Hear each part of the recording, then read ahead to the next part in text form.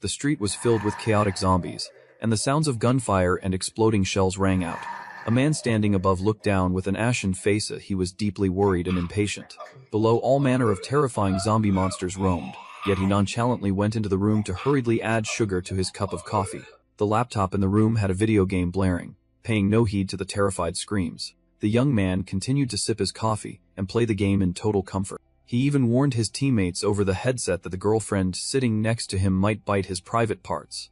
The blonde player who was gaming with our protagonist in red jokingly replied, "No way that's going to happen." Unbeknownst to him, a girl was sitting at his feet. He was very excited and cheerful. She was making her boyfriend happy, but when she opened her mouth, he was petrified. Her mouth had turned into a monster. Screams rose elsewhere. While here, the protagonist calmly kept pushing the turret to try to win the game. Finally victorious, the young man took off his headset and breathed a sigh of relief. Suddenly, a loud voice called from outside, and he turned to pay attention. At the door stood a beautiful girl, begging him for help because there were so many zombies and monsters outside. But the protagonist promised to help her on one condition. The girl blushed and immediately agreed, trying to look attractive in front of him. Suddenly, a beam of light swept across unexpectedly. He was the young man who used a knife to butcher and split the girl in two. Her head fell off, and the system announced that eliminating a potential zombie grants 1 point. Then he mercilessly slammed the door shut. His real name was Lin Fan. He was an ordinary interior designer, until one day everything in his life suddenly changed. He kindly helped a girl, only to discover she was a monster and bit his neck. Just as he was near death, a system appeared before him, the Apocalypse Survival System. Zombie connection successful. Then he was reborn back to the moment he was killed, with his physique and strength at level 10 and everything else at 0. At that point, after opening the system following his killing of one zombie, he realized that every monster he killed granted him 1 point. Outside, a monster with a deformed head was eating the girl's corpse from earlier. At that moment, Lin Fan opened the door and stepped out there. The monster noticed him. It stuck out its tongue and opened its mouth wide, lunging to attack him. But Lin Fan simply chopped off its head with one stroke to confirm whether the system would actually award him points. The system immediately added 1 point. Although those he killed were his neighbors, Lin Fan could do nothing else, because he had to protect himself. After a while, Lin Fan had killed a slew of zombies. They lay scattered in front of his door, and the system's counter kept climbing. Suddenly, the corpse of his neighbor Vivi, whom he had killed, was nowhere to be found. Lin Fan could only guess that Vivi had been eaten clean. There wasn't a scrap of meat left. Then he looked over the pile of corpses he'd created and complained about the cleanup. If left too long, his room would reek. So Lin Fan took a large rope and tied them all together in one place. He dragged the pile of corpses over to the big garbage heap. Suddenly a strange noise came from ahead of him. He looked forward and saw the silhouette of someone in a wheelchair. The man in the wheelchair stepped into view. He was a monster, his back covered in clusters of large eyes, his mouth crowded with long red tongues, and his jagged teeth looked revolting. The wheelchair-bound zombie immediately stood up and attacked Lin Fan. He realized it was Uncle Yang from the second floor downstairs unit, then casually delivered a slash that sent him to the afterlife. After he died, Lin Fan seemed to realize something and said, "So you wanted to give me your wheelchair, didn't you?" He then used the wheelchair to pile the zombie corpses onto for easier transport, even promising the corpse he'd return it properly after he was done. Sure enough, the wheelchair was left in front of room 203's door after Lin Fan finished. He stood before the pile of corpses at the big dumpster, deep in thought, unable to believe the apocalypse had really happened. Right now Lin Fan was very troubled by the ever-growing number of corpses, because he didn't know how to recycle them, and there was no one here who was a normal person he could discuss options with. At that thought, Lin Fan suddenly noticed the sound of people behind him. A man standing on the upper floor waved down at Lin Fan. He immediately recognized him as Uncle Zou's son, and that he was an addict. Lin Fan had been bullied by him before, and even had his bicycle stolen, although the thief returned it after Lin Fan reported him to the police. The next day he beat Lin Fan senseless. At that moment, Lin Fan put on a wary expression toward him and asked, "What's the matter?" Uncle Zou's son was surprised that Lin Fan dared to speak up, and wasn't afraid of the zombies coming to eat him. Then he took out a piece of paper and wrote. He wrote clearly in his notebook, ordering Lin Fan to quickly fetch food and drink and bring them to his door, saying it with a challenging look directed at Lin Fan. Of course, Lin Fan flatly refused in front of him. He was furious and blurted out, "How dare you?" Then he wrote another line in the notebook, saying that if Lin Fan obeyed him he would let him stay with him and, when the opportunity arose, take him away from here, because he knew of a secret base. Even with such a tempting offer, Lin Fan still flatly refused. Uncle Zou's son went red with anger. He crushed the page in his hand, cursed Lin Fan, and began to seethe with hatred. Then suddenly he snapped, throwing bowls and plates at Lin Fan and shouting that if Lin Fan wanted to die, he'd make it happen. But his aim was poor. None of the bowls or plates hit Lin Fan. The loud noise attracted a horde of zombies. It turned out that was his intention. The bald guy laughed triumphantly and taunted Lin Fan. But unexpectedly, down here Lin Fan's few chops made the zombies' heads fall one after another, and the system kept notifying him that points were being added. Seeing this, Zhou's son was terrified. Then he gleefully shouted, pointing at the largest mutated zombie standing near Lin Fan and continuing to taunt him, saying he should die, that although he was skilled there was another one, and how dare he defy his orders. Unexpectedly, Lin Fan picked that zombie up and headed toward the man's apartment. He forcefully threw the zombie onto the bald man's balcony. Lin Fan shouted loudly that he was giving it to him. The zombie lunged in front of the man. He panicked and cried out in shock, asking, "Oh my God, what are you doing?" Seconds later he was hugging the very zombie he had been terrified of, and an oppressive silence fell.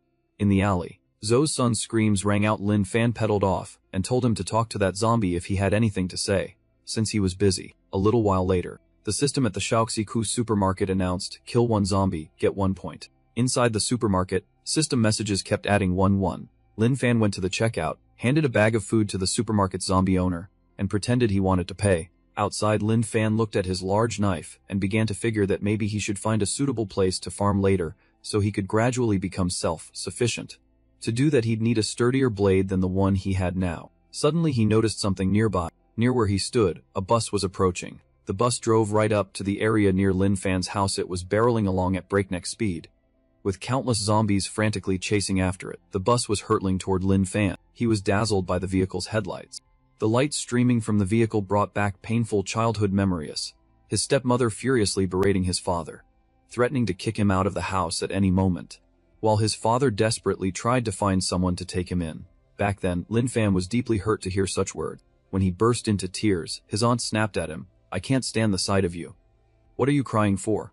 Why don't you just die and make me happy?" In a rage, she turned to where his father was driving and caused a commotion, demanding he pull over to talk. Unexpectedly, in that moment of lost control, a car from the opposite direction came barreling toward them. Lin Fan's eyes went blank and tears welled up as he stared ahead. The family's car collided with a large bus. The accident was horrific and violent. Back in the present, the bus driven by a young man pulled up near him. Someone on board called down, "Hey kid, do you want to get on?" But he didn't answer. The man on the bus laughed excitedly and said, "If you don't get on, stay down there and let the zombies tear your guts out." Lin Fan still didn't say anything. He stood there dazed for a long while. There was another young man on the vehicle. He looked gentle and turned to ask the driver, "You really not going to let him on?" The teacher said, "We must help others, after all." Before the gentle young man could finish his sentence, the driver spun around, grabbed a sharp object, and stabbed him in the neck. Then mercilessly, he shoved the bespectacled young man hard, sending him tumbling onto the road. With a cruel expression he said, "If you were going to be that kind, I'll send you down there to join the other one." Having said that, he slammed the accelerator and the bus sped off. The bespectacled young man nearly lost his life. Looking in the rearview mirror, he could still see Lin Fan standing there, motionless. The bus driver began to wonder whether he really dared to stand there alone and face the horde of zombies chasing them. He sneered, thinking Lin Fan was a madman. At that moment Lin Fan seemed to be in psychological shock. He stood there muttering to himself, "Die.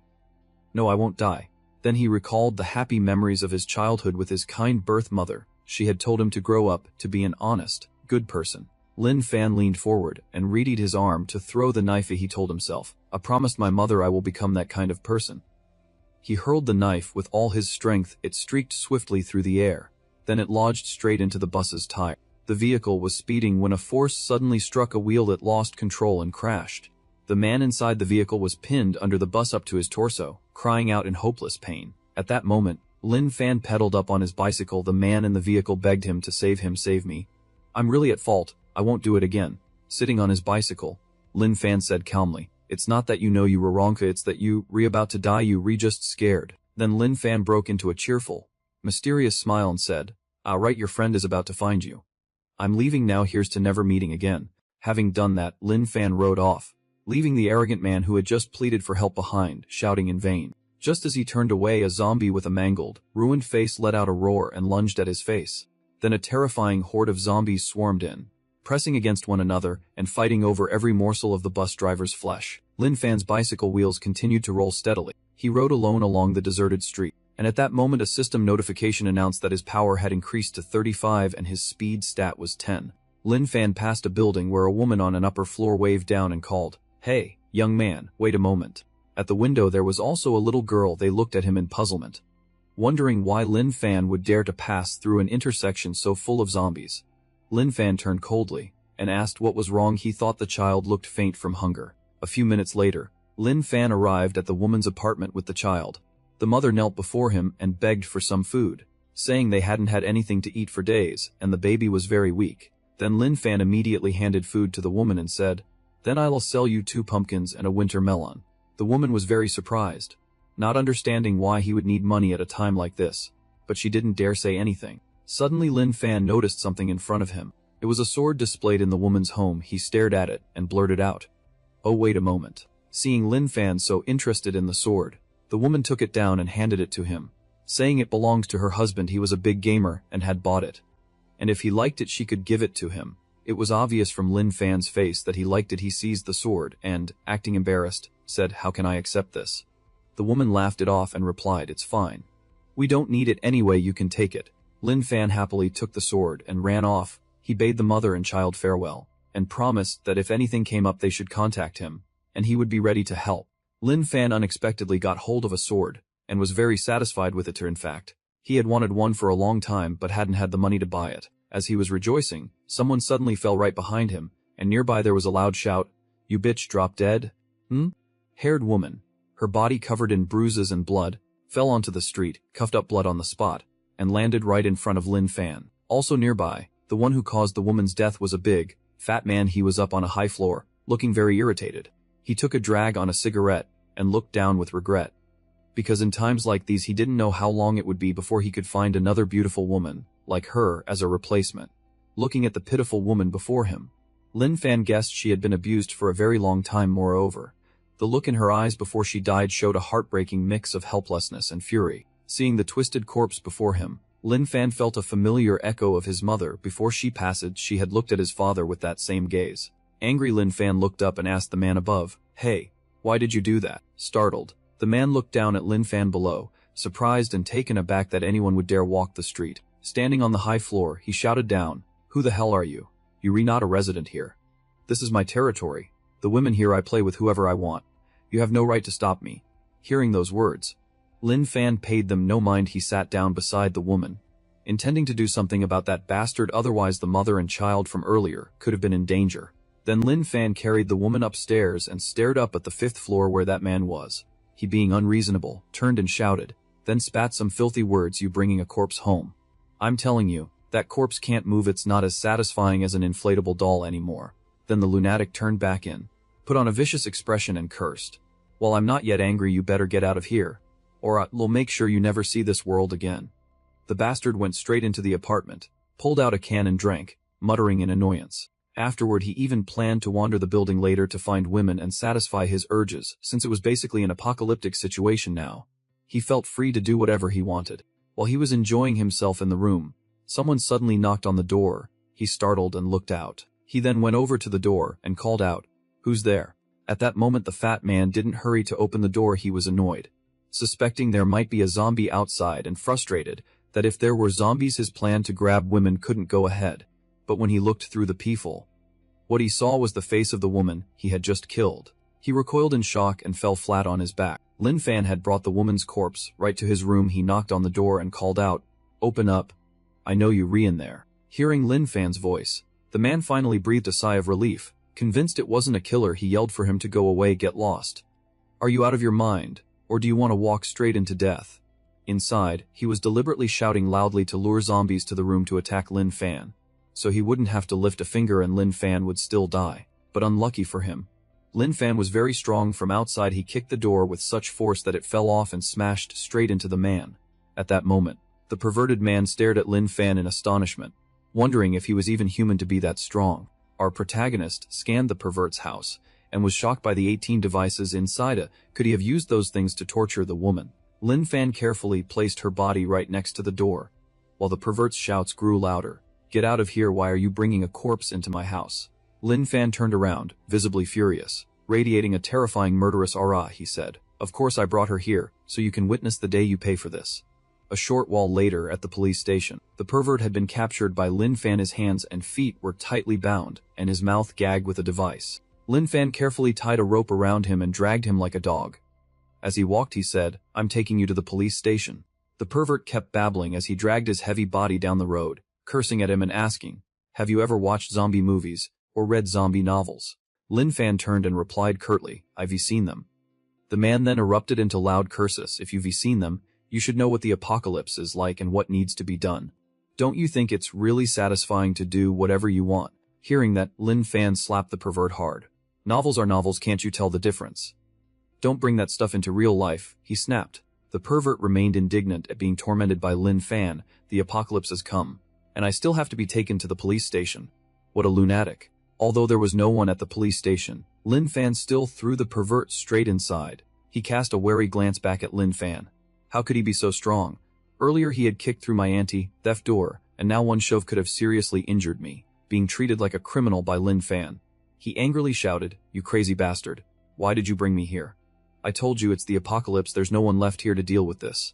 Suddenly Lin Fan's face broke into a mysterious smile. "No, you were wrong, there are people here." By then the pervert strongly sensed a murderous intent right behind him. Numerous red eyes appeared in the darkness. The zombies, the police from inside, surged out and attacked the pervert. Lin Fan shouted loudly, "Look, even if the police have become zombies, they were still here to punish those who commit crimes." The next day at Huangshi Library, people could be heard distributing supplies to others to fight the zombies. A middle-aged man sitting in a vehicle turned and said, "Don't worry, be careful everyone." He assigned tasks to 3 young people, 2 men and a beautiful woman. The woman, addressing the 2 men who were with her, reminded them to focus on the immediate mission, find the medical books, and don't get distracted. The 3 of them quickly moved to the main entrances and an observer reported that there were no zombies inside. They were about to go in when the woman spoke up. "Hold on." She struck the door forcefully with the sickle in her hand. The man in the blue shirt said then, "Boss, it's very safe." And the man beside him confidently added, "You being overly cautious." At that moment the boss flung the door open, then decisively ordered the 2 to go find where the medical books were shelved in the library. Just then our Lin Fan appeared. He waved at the 3 of them in a friendly manner. The man following the boss was so startled he nearly fainted. "Oh my god, zombies can talk too." Seeing everyone panic, Lin Fan quickly explained that he wasn't a zombie. The woman also cautiously asked him what he was doing here. Lin Fan was holding a book, an encyclopedia on vegetable cultivation, and said he had come to read after all. What else is a library for? The man wearing a hat whispered into the leader's ear that the boy had a point, and that her earlier question had been unnecessary. The leader angrily snapped for him to shut up. Then she politely told Lin Fan that they meant no harm and asked him to forgive them if they'd bothered him.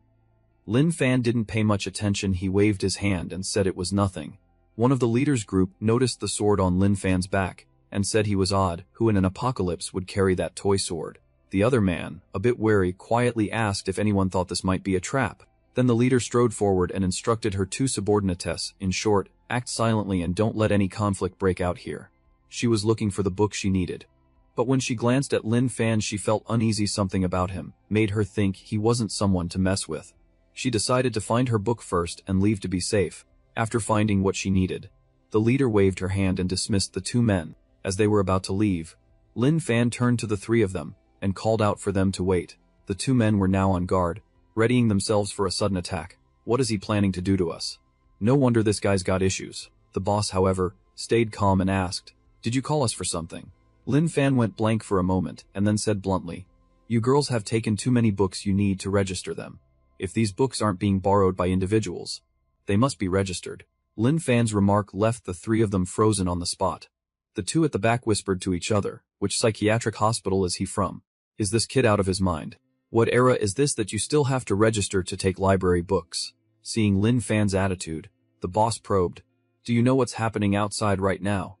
She thought to herself that she'd hurt her teammates, but she still couldn't believe there was anything wrong with him. Lin Fan replied nonchalantly, "Of course I know. It's the apocalypse, there are zombies biting people. Aside from that, there's no major incident." Hearing his answer, the boss's mind filled with question marks. She stammered, "Are you sure?" Then one of her subordinates lunged forward and said bluntly to him, "Do you even know what's going on outside? Or have you been scared silly by the apocalypse? Fine, you think what you want, we'll handle our business. No one interferes with anyone else, let everyone take care of themselves." Hearing this, Lin Fan politely signaled that he didn't want to cause trouble during the apocalypse, and he introduced himself saying he lived in Building 2, Apartment 704 in the Yangguan complex. He even boasted that he was very strong and told them to come to him if they ran into trouble. He was willing to help, and claimed he could kill 108 zombies at once. After hearing that, the three of them were stunned again. None of them could utter a word. After that, Lin Fan truly frightened them. The three turned and ran off quickly, shouting, "Thanks, if we need anything we'll come find you." Their leader inwardly screamed in fear. This guy really isn't normal. Lin Fan called after them in disappointment. "Why are you running so fast? I haven't even asked your names yet." He then returned to carefully reading the farming manual he'd found, muttering to himself that he'd better focus on studying to carry out his immediate plan and make the most of his time. The scene shifts to an underground base beneath some desert. The people here are collecting experimental samples from the zombie creatures. Two men are talking here. They were trying to extract specimens from the zombie monsters to see if any antibodies exist that can counter the zombie virus. But the older man is certain it's impossible to find such an antibody. They've never found one. Not even anything similar. The elderly scientist asked the man beside him, "Do you know about the Jiangxi's genes?"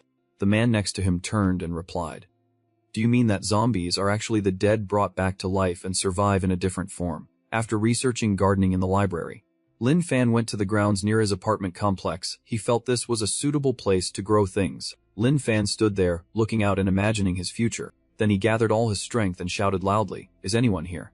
If so, please respond. I'm here alone. I'm Lin Fan, living in apartment 704. Immediately, his frantic shouting drew a group of zombies to the area. To ensure his planning area wouldn't be overrun by zombies, he focused on eliminating these ones first. Then more and more zombies swarmed in, and Lin Fan drew his sword and took a stance. A system notification appeared, continuously awarding points to Lin Fan. He had slashed through many zombies in this area. After clearing the scattered zombies here, he stood alone, looked around, and breathed a sigh of relief. "Okay, when I plant crops here, zombies won't come to disturb them." Then Lin Fan continued shouting loudly to attract more zombies, and to make sure there were no ordinary people around. That also eased his worry that the vegetables he planted might be stolen. A moment later, Lin Fan's stomach growled loudly, and continuously he told himself to find something to eat and to drop by the mother and daughter house he had helped the day before to see how they were doing. A short while later, Lin Fan arrived at the mother and daughter house from the day before. They cooked for him using the groceries he had brought from the nearby supermarket. At this point, the woman felt she could trust Lin Fan and politely hinted that she wanted to rely on him. Her husband was already dead, and with only her and her daughter left to depend on one another, she feared something might go wrong. Lin Fan still didn't grasp her meaning while eating. He asked again, "Do you need any help from me?" Hearing that, the woman was surprised and thought to herself that she hadn't expected him to agree so easily. Her face flushed. She closed her eyes, and forcing herself to sound decisive, said aloud to him, "My daughter and I want to come with you." But Lin Fan, naively and as if oblivious, replied enthusiastically, "Oh, so you want to move to the area where I live, right? That's fine. The rents there are very cheap. If you'd like, I'll find a broker for you." Hearing this, the woman was stunned. She felt shaken and thought to herself, "What is this? Are we even talking about the same thing?" Cut to a scene near Lin Fan's apartment complex. A group of people from a real estate brokerage were gathered. Here, the man in the white shirt suddenly received a phone call. He picked up the phone. The person on the other end was Lin Fan. "Hello, Mr. Chen, about the house you sold through the Tanfeng agency. I wanted to ask you something. Could I rent it?" Old Chen turned bright red with anger when he heard that. He slammed the phone down and cursed. Who in their right mind would be calling to ask about renting a room at a time like this? Are you blind? Can't you see what's going on outside? After that, Old Chen leaned back against the wall, staring up at the sky in a daze. The apocalypse had come so suddenly. If it weren't that their building was an upscale complex, making it hard for zombies to break in, they wouldn't have survived. For the past few days, everyone had stayed on the roof hoping some rescue force would arrive. But not a single soul had shown up. Suddenly Old Chen's phone began ringing and again. He picked it up and looked at it with annoyance. This time he didn't bother with a polite hello, and cursed straight away, "Are you crazy?" Lin Fan, however, replied calmly, "What's wrong with you? I just want to rent the house." After that, Old Chen hung up without saying anything more. Lin Fan sighed and stared at his phone, complaining, "People are really strange these days. Fine, I'll just call him a few more times." So Lin Fan did call Old Chen a few more times, but all he heard were Chen's curses through the line. "What do you want, you bastard?" Lin Fan, still calm and innocent, replied, "I only want to rent the place." Old Chen shouted angrily into the phone, Fine, I'll rent it to you. Go ahead and rent it. I'm on the rooftop of building No. 3 right now. If you want to rent it, come here immediately. If you've got the nerve, come. After finishing the call, Lin Fan stood up happily and said to the mother and child. They agreed. Wait here a moment, I'll come over to negotiate the rental for you. Then he hurried off and shut the door. The woman hadn't expected Lin Fan to be that crazy. She stammered after him. What? Wait, hey. Cut back to the rooftop of building No. 3. After ending his call with Lin Fan, old Chen was furious. Someone asked Chen, what's wrong with you? He replied, some idiot suddenly started harassing me. The man put his arm around old Chen. The two rose and walked off in another direction. He leaned in and whispered, ignore that guy. Come with me for a moment, I have something to tell you. The man in the black suit whispered to old Chen, I've thought it over, our supplies will only last you and me for a month. At that, old Chen cut in, you mean? B? The man in the vest glanced toward the group in the distance and quietly told old Chen, there are 15 people here in total, 4 of them elderly.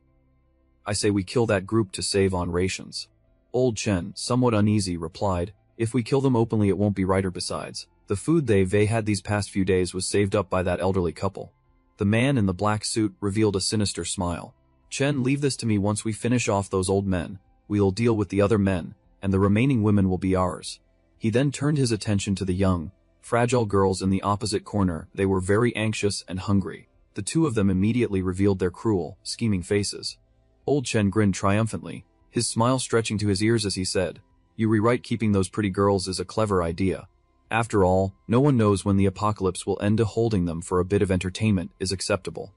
At Lin Fan's place, he was riding his bicycle toward old Chen's location based on the directions he'd been given. Many zombies chased him along the way, but Lin Fan seemed unfazed and even mocked them for being slow.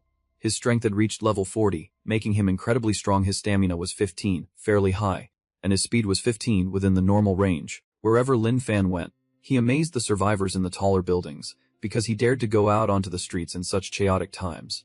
Those up above kept warning him not to do anything so reckless if he didn't want to die, and Lin Fan, for his part, still preferred to ride his bike because it was more convenient. Soon he arrived at the International District. As old Chen had said, this area was more spacious and nicer than the neighborhood where he lived. When Lin Fan looked back, he could no longer see the horde of zombies that had been chasing him. They probably couldn't keep up, because he had moved so fast. On the rooftop, old Chen and his close associate were preparing to carry out a plan to kill the elderly. The two were manipulating the young people's minds, directing them at the only 4 elderly people up here. The elderly man and woman, who had been the owners of the food supplies these people had been eating for the past few days, were named Wang Zhongguo, a discharged soldier, and Su Gufen, a discharged military medic. Seeing the young group gather, they understood the youngsters intended to kill them, so they whispered about it and accepted the possibility of sacrificing themselves if their friends turned on them. Mrs. Zhou Ajin, a retired military industrial specialist who was sitting near them, also spoke up. Wang, you really are magnanimous. These older people did not hold grudges about the young wanting to kill them. Instead, they accepted the sacrifice because they hoped the younger generation could save the world. Old Mrs. Liang Yan, a retired teacher whose husband was very weak, whispered into his ear, I've suffered so many years, do I need to worry about suffering a little more? Her husband, barely clinging to life, smiled and accepted his fate. I'm truly sorry to have made you suffer. Old Chen cheerfully said to the man beside him, Xiaoxiao, you really are clever. Xiaoxiao, pleased, complimented old Chen in return. What are you saying? It's all thanks to brother Chen's brilliant leadership. Xiaoxiao's face now revealed a sinister expression. He was plotting that, after eliminating the elderly, he would move on to the younger people, and finally, old Chen, so that he would be the last one standing. Before the young people could get close, old Wang Zhongguo stepped forward and said, I know what you intend. He spoke bluntly and clearly. I understand your intentions. You don't need to push us downstairs. That will affect you psychologically later. Let us elderly go back to our rooms and accept death. As for the supplies, feel free to use them. We won't touch them. Even though the old people had said that, a young woman inside suddenly thought differently. She insisted they couldn't let those people go downstairs. If they opened a door below and let the zombies up here, everyone would die. And when the others heard how reasonable that sounded, they quickly went along with it. Suddenly someone started pounding loudly on the rooftop door. Chen, are you there? The group turned toward the sound coming from the door. It was Lin Fan shouting, Chen, I'm the one who called you. I want to rent your house. Old Chen couldn't believe it, suspecting someone was trying to deceive him. He barked, who are you? Before the group could open the door, Lin Fan kicked it hard, breaking it right there. Revealed in front of everyone, Lin Fan was flustered and apologized. I'm sorry, I didn't mean to. I didn't realize your door was so loose. Xiaoxiao pulled the old man close and whispered into old Chen's ear, plotting Brother Chen. Why don't we just agree to let him rent the place, then wait for a chance to push him down and take those other old people out at the same time? If he sees zombies he'll run, and we can lure the zombies elsewhere, then we'll be safe here. The plan is perfect. Old Chen turned and glanced at Xiao Xiao with a self-satisfied smile. Good idea, kid. The two men exchanged knowing looks. Lin Fan stepped forward and asked, "Excuse me, who here is Mr. Chen?" The man surnamed Chen raised his hand and agreed, "Fine, I'll rent the house to you." "Go ahead and take it." Lin Fan pulled a wad of cash from his pocket, handed it to Mr. Chen and said, "I only have 5,000 yuan that I received not long ago. Take this as a deposit for now. I'll transfer the rest to you later." Old Chen felt a nagging headache at those words. Was this guy insane? "For now we have to carry out the plan," Old Chen then said. "Alright, stay as long as you need. Now go on." Lin Fan waved happily and left, thanking them profusely, but suddenly he noticed something. He turned to an elderly man and asked, "Excuse me, are you Wang Zongo?" Old Wang Zongo immediately replied, "You know me." Lin Fan, beaming and clearly thrilled, hurried over to the old man, and sounding like someone who had admired him for ages, exclaimed that he'd seen him on television, that the old man had once traveled abroad to lock down weapon technologies, personally leading the team through countless technical challenges and making their country extremely proud. The old man replied cheerfully, "Haha, you're too kind, it's all in the past now." Then Lin Fan put on a worried look, turned to the group of elderly people, and asked, "Do you all want to leave the rooftop? It's very dangerous out there." The old man smiled and gently explained that they wanted to leave so the younger people would have the food. They were all old now, and would likely die anyway. Hearing that, Lin Fan seemed to see through the selfishness of the younger group's plan, and anger spread across his face. Chen, seeing Lin Fan's expression, began to panic and grow fearful. From that outward look alone he and Xiao Xiao were shaking. At that moment Lin Fan cheerfully told the elders, "Come with me, stay at my places, it's fairly safe there. And I think my home can protect you." But the seniors, worried about causing him trouble, declined. Afterward he kept speaking in an innocent, upbeat way, "Just move into my block, I'll find a way to talk to the landlord for everyone. I may look like this, but I'm capable, so don't worry and just follow me." They had just begun to have a little faith in Lin Fan after hearing his words. The old people's faces went ashen and they all froze. Rent a house? This kid is something else. Ha ha. Yet Lin Fan even personally pulled the elders along. He cheerfully said, "Don't hesitate any longer, everyone, follow me." At that moment Old Chen saw this and cried out, "Wait!" But Xiao Xiao tugged his sleeve and said, "Chen, just leave them be." Old Chen turned to look at Xiao Xiao in surprise, then said, "Let's carry on with the plan we discussed."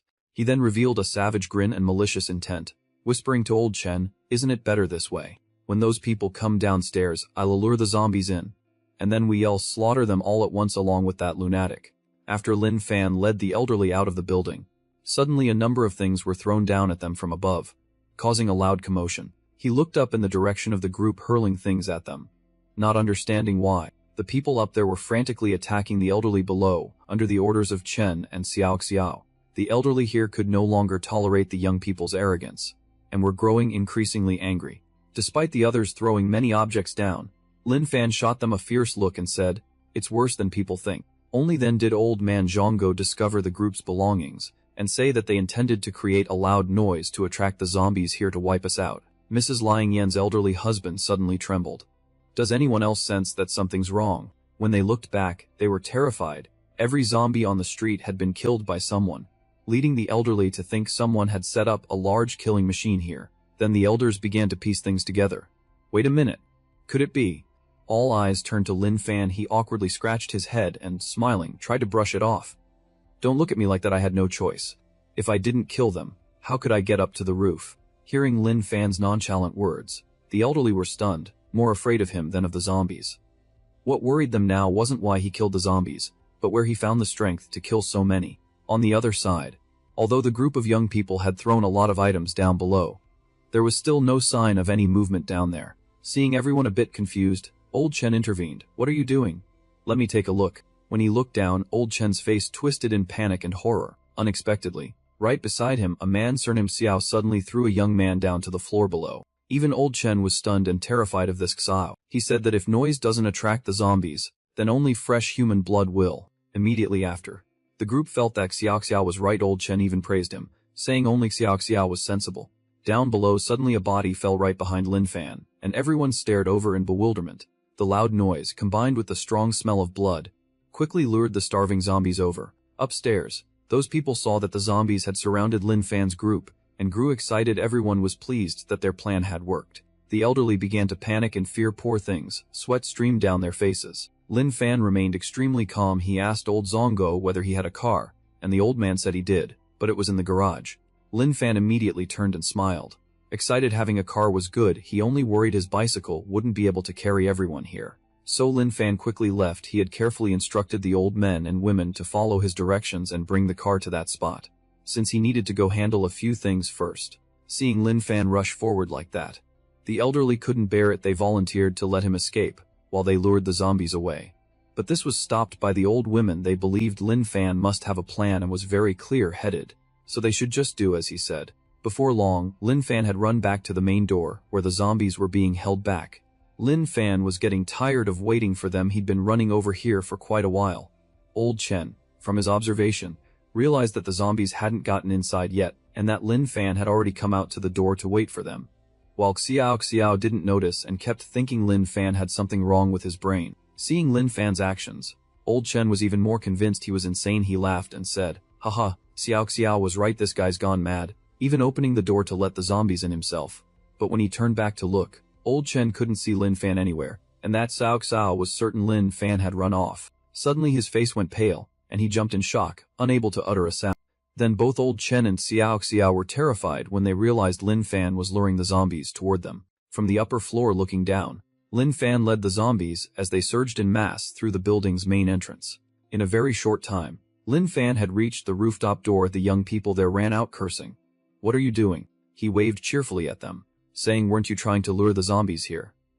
I'm just giving you a hand, no need to thank me." After that, Lin Fan stepped aside to let the group of zombies rush in. They, in their many gruesome forms, jostled one another as they chased the scent of human flesh. Old Chen and a few young men who conspired to harm innocent elderly people must now pay a heavy price as they have nowhere to run. He yelled, "You bastard." The scene shifts to a pale, pink, old apartment block. A woman's voice urges everyone to wash their hands to get ready for the meal. The speaker is Fei Fei's mother. She invites Lin Fan to taste the food and sincerely thanks him, saying they can live peacefully because of him, and the other elders agree that they couldn't have survived without him.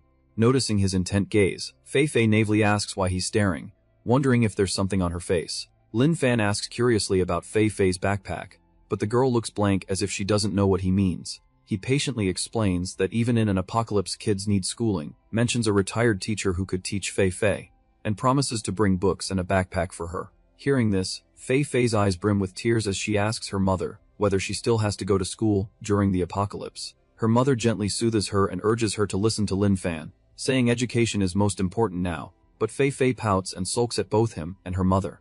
Everyone laughs at the childish reaction, and from then on 6 more people stay at Lin Fan's place, turning the formerly gloomy home warm and lively. Lin Fan tells them to eat first, while he takes out the trash and brings Fei Fei's books, which she immediately objects to, accusing him of making things difficult on purpose. As the sun fully sets, darkness blankets the house. The greenish light outside gives an ethereal feel, and a few stars twinkle in the silent sky. When night falls, mutated creatures that appear to hunt are instantly taken down by a lone sniper.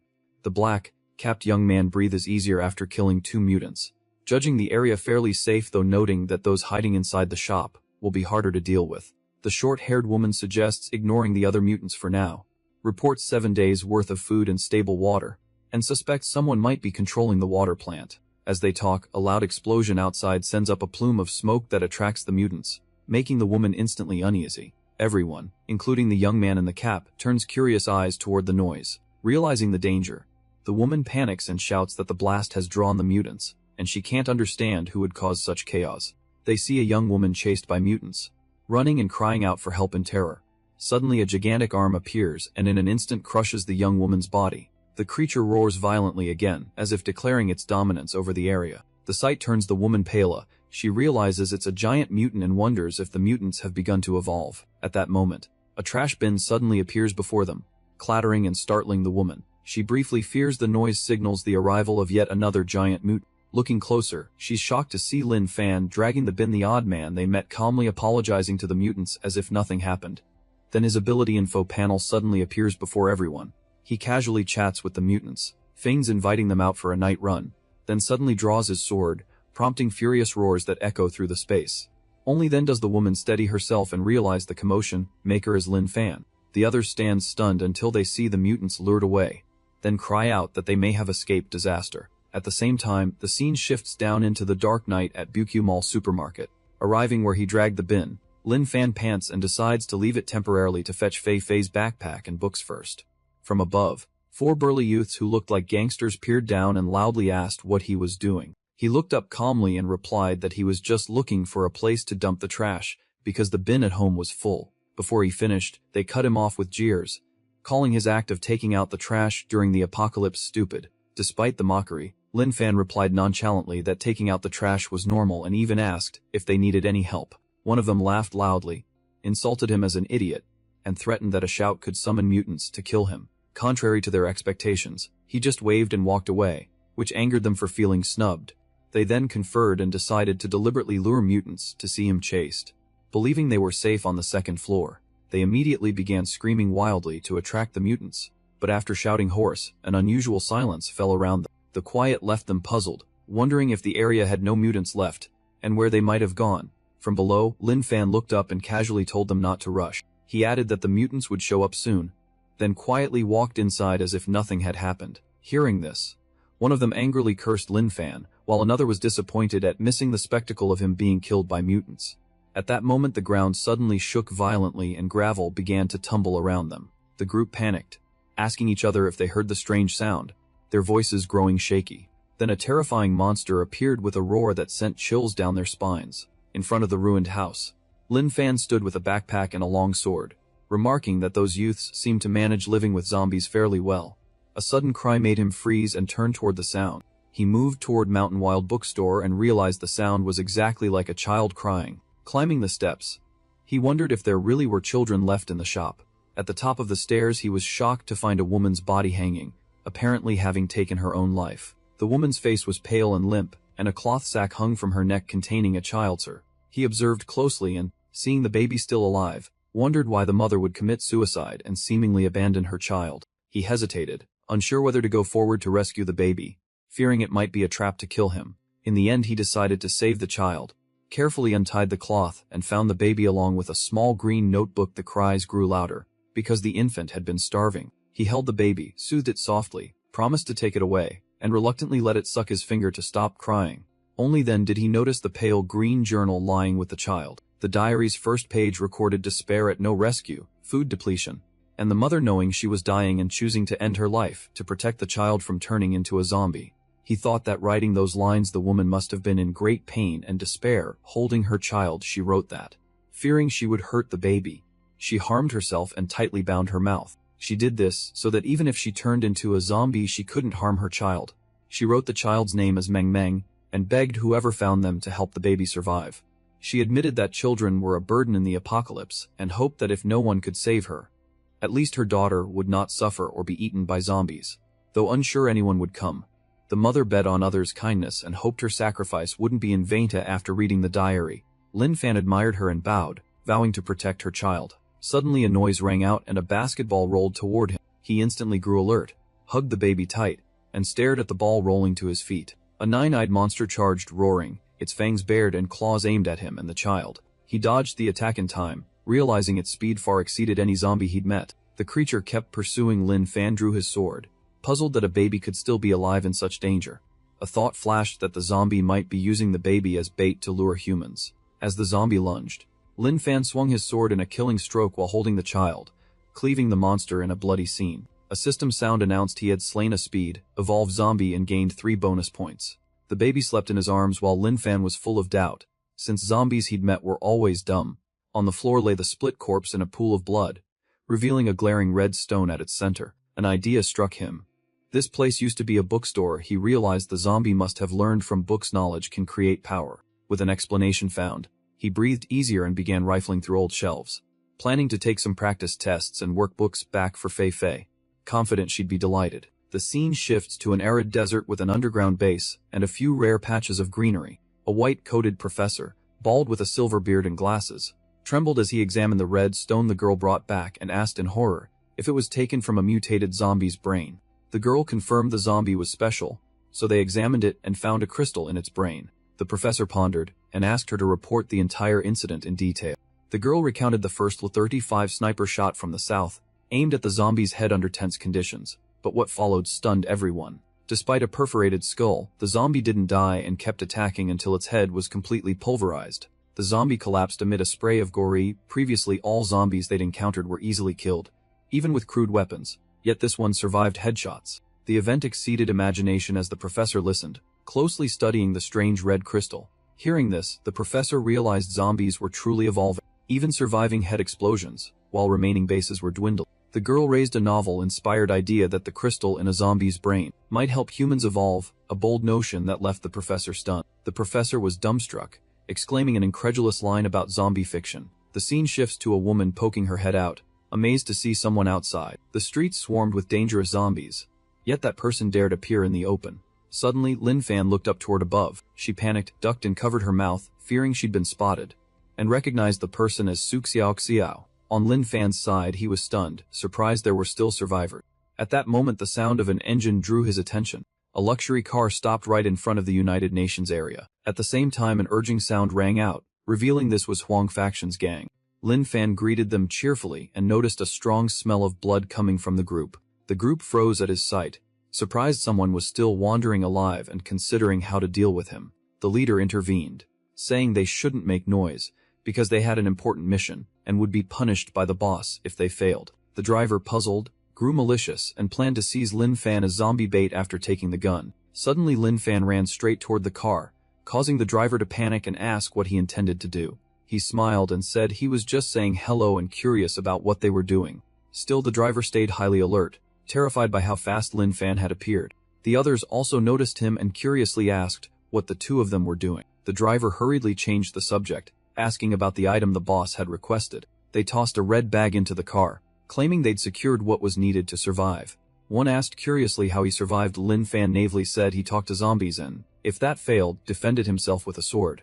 The answer left the youth stunned, not understanding what he meant. Suddenly another man raised a gun, barrel pointed straight at Lin Fan. He threatened coldly, asking if Lin Fan knew what was being aimed at him. Lin Fan remained calm and guessed they had only gone in to steal guns. The man yelled angrily that in the apocalypse there's no concept of theft, boasting of his cruelty and feeling insulted. Before he finished, Lin Fan struck, smashing the arm holding the gun. Lin Fan coldly apologized, saying he was used to cutting zombies and briefly couldn't tell people apart. The remaining man panicked, drew his gun, cursed, and said Lin Fan had brought death on himself. Instantly, he too was cleaved in half in the blink of an eye. The others began to fear, astonished by the brutal speed and questioning whether Lin Fan was even human. In the car the driver barked angrily, fearing the noise would attract zombies, and urged everyone to get in immediately. Yet the others stood frozen, unable to react in time. Without waiting, the driver sped off, threatening to tell the boss to take revenge on Lin Fan. Those left behind scrambled after the car, cursing that they'd been left behind before boarding. But it was already too late. Lin Fan sheathed his sword, taunting that even zombies couldn't stand criminals, prompting two of them to retort that the smell of blood was what attracted zombies.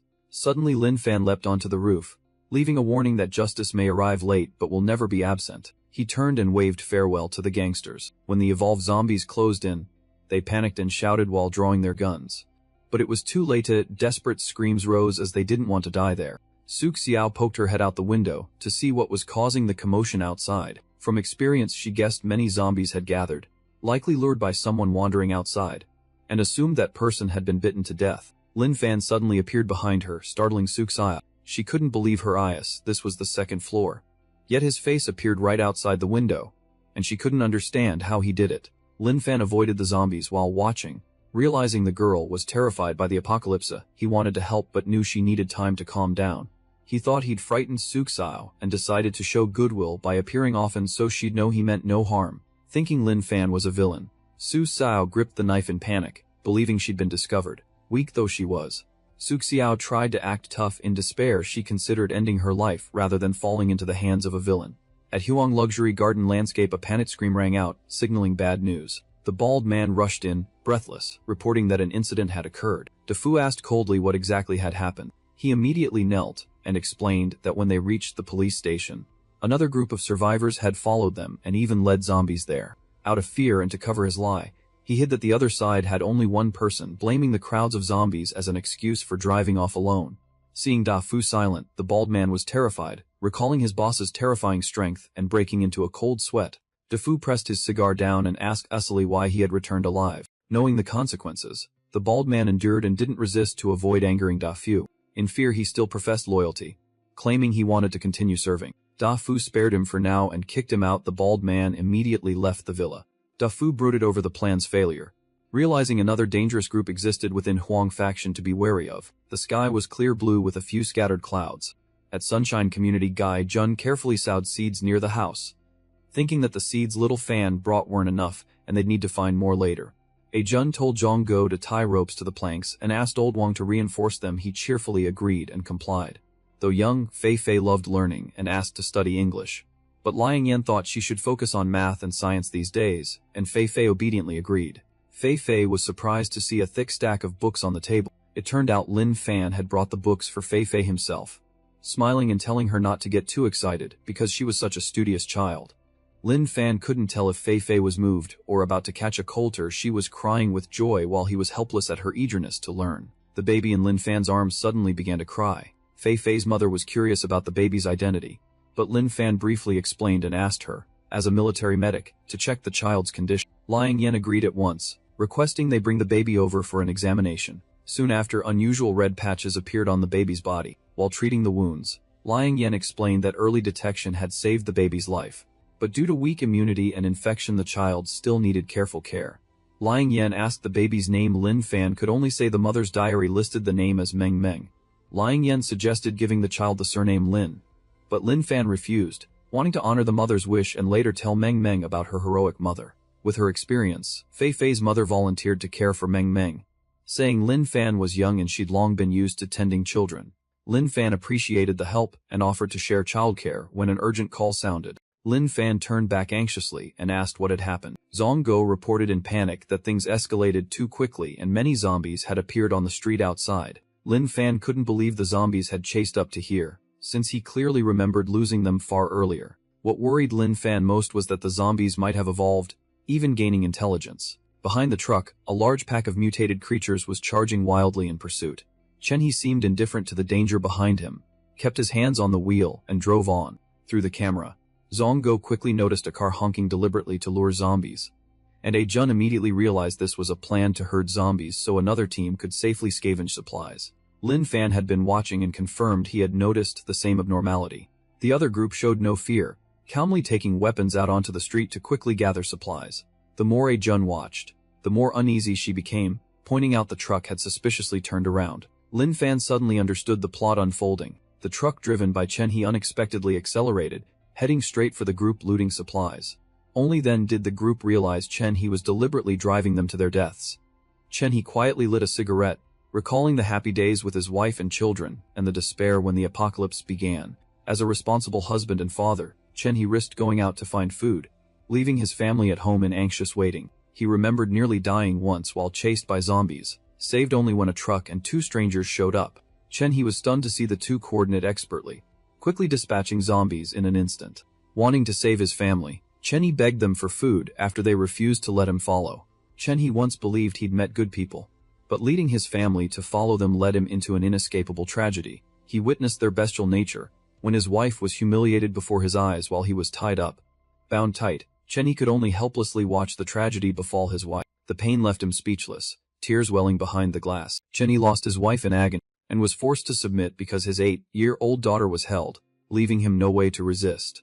All the accumulated hatred made Chen He determined to take the cruel group down with him, giving them no chance to survive. Chen He floored the accelerator, seemingly no longer caring about his own life or death. The vehicle plowed into the group, and the front unexpectedly erupted in a violent explosion.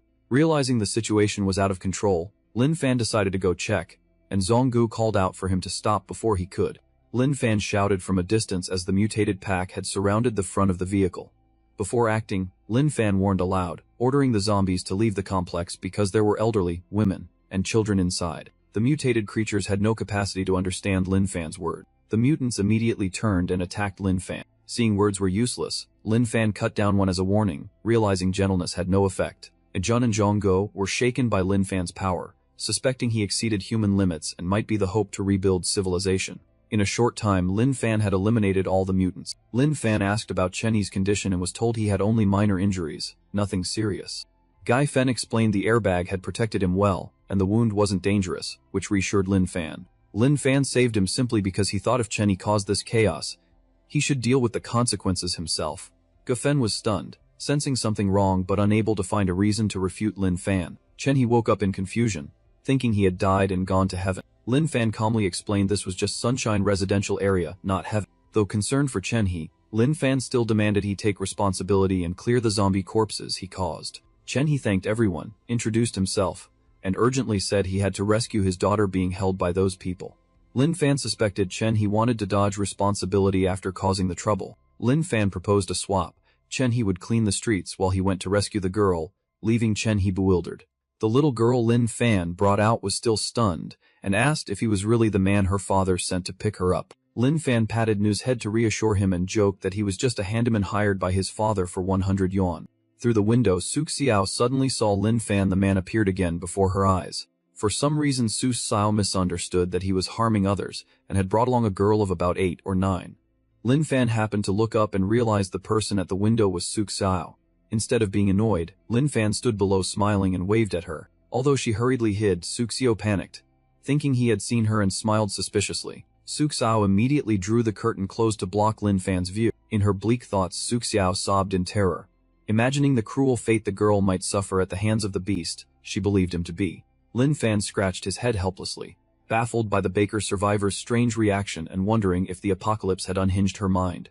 Lin Fan carefully told Du to stay away from unstable survivors to keep himself safe. Mutated creatures crowded the streets, moving chaotically everywhere. The man in the hat sitting in the car was also startled by the scene outside. The boss began to pay attention and worry about the unfolding situation outside. He recognized Lin Fan and hurriedly told the boss that the strange survivor was openly outside and had brought a child. Lin Fan stopped in front of the toy shop, cheerfully asked Nan if he wanted one, and the boy pressed his hand to the glass and nodded excitedly.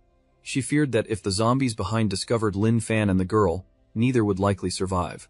The boss immediately ordered his men to honk to lure the zombies away, and old Mao quickly agreed to do it. Before they could act, a sudden song rang out, disrupting the boss's plan. It turned out to be the sound from the tree that replayed the song none he loved. The song immediately attracted the mutants, making them chaotic and uncontrollable.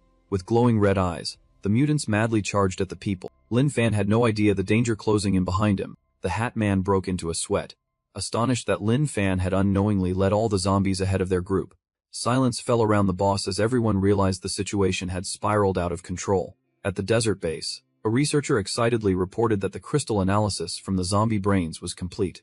Based on the data, he concluded the crystal didn't match any known material, prompting the professor to question its energy stability. Biochemical analysis showed the crystal was extremely stable, its outer protective layer like flesh-infused glass but far harder. Despite having top equipment, the professor remained unsatisfied because he couldn't determine the zombies' crystal's true function. He pinned hopes on other bases and asked whether Dragon Palace and Milky Way had any results. The researcher, disappointed, reported those bases found no crystals and concluded only special zombies possessed them. The professor worried that zombies could evolve, and without a countermeasure humanity's future would be bleak. High above, the sky was deep blue, dotted with a few drifting white clouds. On the rooftop of Huang Residential Complex, someone shouted in joy at finally obtaining what they wanted. Jiang Hao gleefully confirmed the crystal existed like in the novel, though it cost him 7 teammates. Jiang Hao believed swallowing the crystal would make him invincible, letting him kill zombies to grow stronger and rule the apocalypse. A life-changing moment. He opened his mouth wide, ready to swallow the crystal, convinced he was prepared. Jiang Hao blindly trusted the crystal would grant supernatural power, making him the apocalypse's king and fulfilling all desires. Soon after, Jiang Hao panted, mouth open but uttering no sound. He panicked when his body showed no change, suspecting the crystal didn't work like in the stories.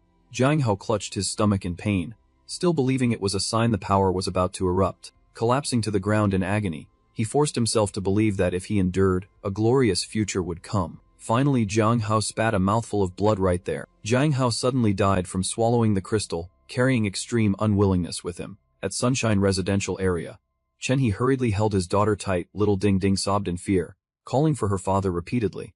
The girl's mother looked at Lin Fan worriedly at the sight of him covered in blood. But Lin Fan quickly reassured her it was zombie blood, and he was unhurt. Zongo patted his shoulder, reminding him to pay properly and joking that little Fan worked efficiently, urging Chen He to settle up. Chen He took out a bill, handed it to Lin Fan, and murmured thanks. Lin Fan accepted the money relieved, seeing it as fair exchange and no need for formality. Chen he understood money held little value in the apocalypse, but felt grateful Lin Fan accepted the note from Old Man Wang, something he once thought a joke. He leaned close to Zhong Go and quietly wondered if Old Man Wang was hiding something odd. Zhong Go said it all made sense if paying for labor was proper.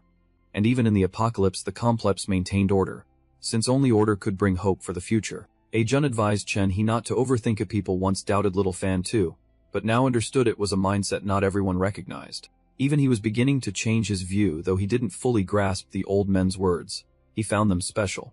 A sudden sound rang out from the clock tower. Zhong Go guessed the sound came from Sunward Road Clock Tower at exactly noon. Someone deliberately set the bell to lure zombies and give survivors a chance to scavenge. Hearing that, Jun was moved, believing whoever did it was kind and proving the apocalypse hadn't erased all hope. The mutated horde surged onto the streets at fierce speed. Sure enough, the clock tower's sound had attracted the entire zombie swarm. The Hat team praised the plan as perfect, saying every noon at 12 would be ideal for gathering supplies. The boss soberly noted zombies wouldn't be trapped forever and the tactic would eventually fail.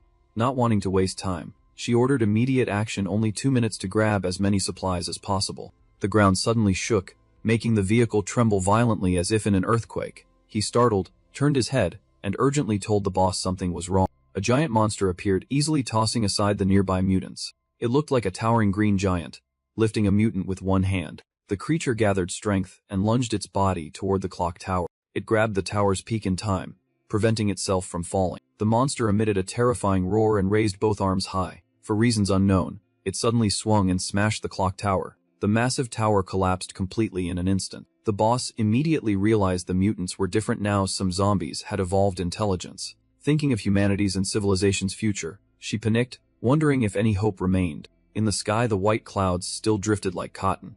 Zhong Go noticed the incident. The bell stopped before 12 rings. Clearly something happened there and the flicker of hope died out. Still he refused to give up, believing true hope had not vanished. Zhong Go had long placed his faith in Lin Fan, thinking that despite the apocalypse, hope persists if someone discovers, leads and spreads it, because greater power brings greater responsibility. And if everyone only thinks of themselves, humanity will perish. He trusted Lin Fan's leadership, knowing one person's strength is limited and someone must unite the group's power and faith. Expecting Lin Fan to understand, he was surprised when Lin Fan looked clueless and said he didn't get Old Man Wang's meaning. He blamed himself for speaking too deeply, forgetting Lin Fan's simple thinking, and decided to explain differently. Zhong Go immediately gave a practical example, advising Lin Fan to work as an agent to help others and earn extra money. Lin Fan's eyes lit up at the idea of side work and making money. He ran off at once, excited to get started. Gafen still felt uneasy, but Zhong Go argued it wasn't deception but timely guidance, since Lin Fan was the strongest person he'd met. He quietly looked up at the blue sky, believing Lin Fan might be humanity's last hope. The city's skyscrapers stood crowded, one after another densely packed. Lin Fan suddenly turned his head as if he'd realized something. It turned out the sound of a car engine had caught his attention. A pretty cool and conspicuous feeling. The purple-haired guy they met promptly invited Lin Fan into the car, calling him brother though they were strangers. Lin Fan politely declined, saying he was busy and already had his own place. The man stomped the gas, seeming irritated. The car sped off quickly, leaving Lin Fan standing watching. The green-haired girl worried the engine noise might attract zombies and endanger Lin Fan, but the purple-haired man was indifferent, saying in the apocalypse people only help within limits, and Lin Fan had refused. Looking in the rear view, he judged that from their conversation Lin Fan seemed a bit off.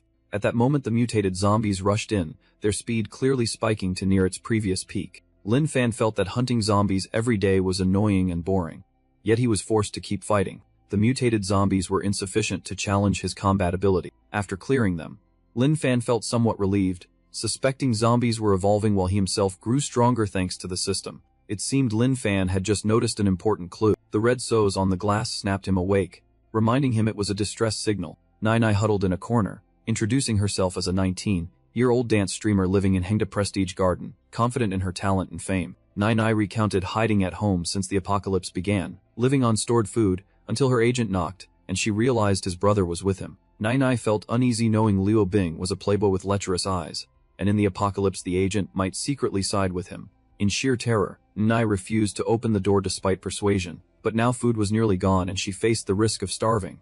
On the 16th floor of Hengda Prestige Garden, the thug impatiently asked his sister why Nai still refused to open the door. He only thought of seizing Nai, aroused by her looks to the point he couldn't control himself. brazenly expressing lust toward his sister. The thug rashly tried to break in, but the security door was too sturdy to breach. The woman did not stop him, and even condoned it, saying the apocalypse meant no consequences or legal responsibility mattered. The thug suddenly grew serious and signaled silence, as if he'd heard a strange sound outside.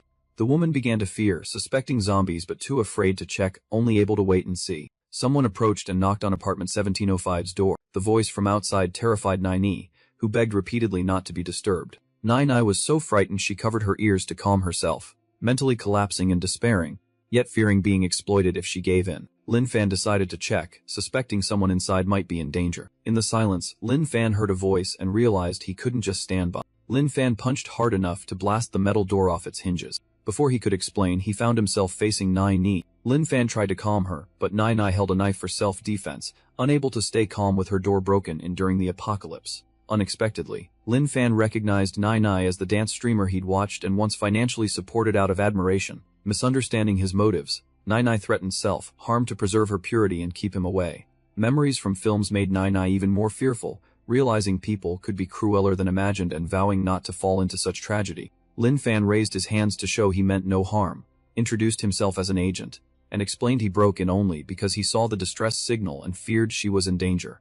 Nai hesitated, unsure whether to trust him, especially since his strength to break the door far exceeded a normal person's. Lin Fan was secretly excited to see doubt on her face, as it showed her initial defenses were softening. He told himself to seize the chance to persuade her, though a fleeting thought of possession crossed his mind. He pretended to be serious, produced a flyer, pledged earnestly, and introduced brokerage work, advising her to consider moving to Sunshine residential area for stability, safety, and quality tenants. He listed many elite residents: doctors, teachers, soldiers, military experts, and network technicians. He didn't miss the chance to boast of amenities like a full training area and self-cultivation plots. When mentioning reasonable prices, his face grew serious to stress the key point. She was utterly stunned by his rapid-fire pitch, too shocked to speak. In contrast, Lin Fan thought he'd succeeded when he saw her emotion shift from fear to surprise. Believing she was gradually accepting his presence, he softened his voice to comfort her, expressing understanding of apocalypse fears and calling for faith in good things. He slowly reached out, earnestly asking her to lower her weapon. He told her to set the knife aside and handed her the flyer, advising her to read it carefully and think it over. Nai complied in a daze, nearly devoid of thought. Suddenly clearing her head, she stared at him and demanded his true identity. Lin Fan patiently reiterated that he was a broker and suggested Sunshine District as an alternative. He adopted a professional broker's manner, invited her to sit and discuss details, secretly taking it as a sign she had accepted. He detailed the apartments, compared sizes and amenities, and proposed a larger unit suited to her needs. When mentioning this unit, he hesitated slightly, saying the previous tenant was also female and had just left. Only then did Nai voice suspicion, which annoyed him as if he were insulted despite good intentions. He turned to leave, but Nai held him back and repeatedly apologized for her remark. Reluctantly, he let it go and accepted her apology. Nai stayed cautious, asking bluntly whether he always behaved so oddly and unusually. She hurriedly clarified she meant no offense, only concern. Lin Fan immediately retorted fiercely, blaming those who abandoned order at the apocalypse's onset for worsening the situation. He stressed that the scariest thing is humans themselves, and he maintained his old habits because he could afford to. Nai broke into a sweat, hesitant but forced to trust him, thinking staying meant certain death and they must leave despite his unpredictability. Lin Fan asked about the rental. Nai hurriedly agreed, and he told her to pack quickly. Nai was dazed when he reminded her to take important items like papers, bank cards, and cash. He added that her current rent was 800 yuan a month. Nai only thought she wanted to leave, unsure whether he was playing dumb or truly troubled. 10 minutes later, Nai finished packing. Lin Fan was surprised by how little she had.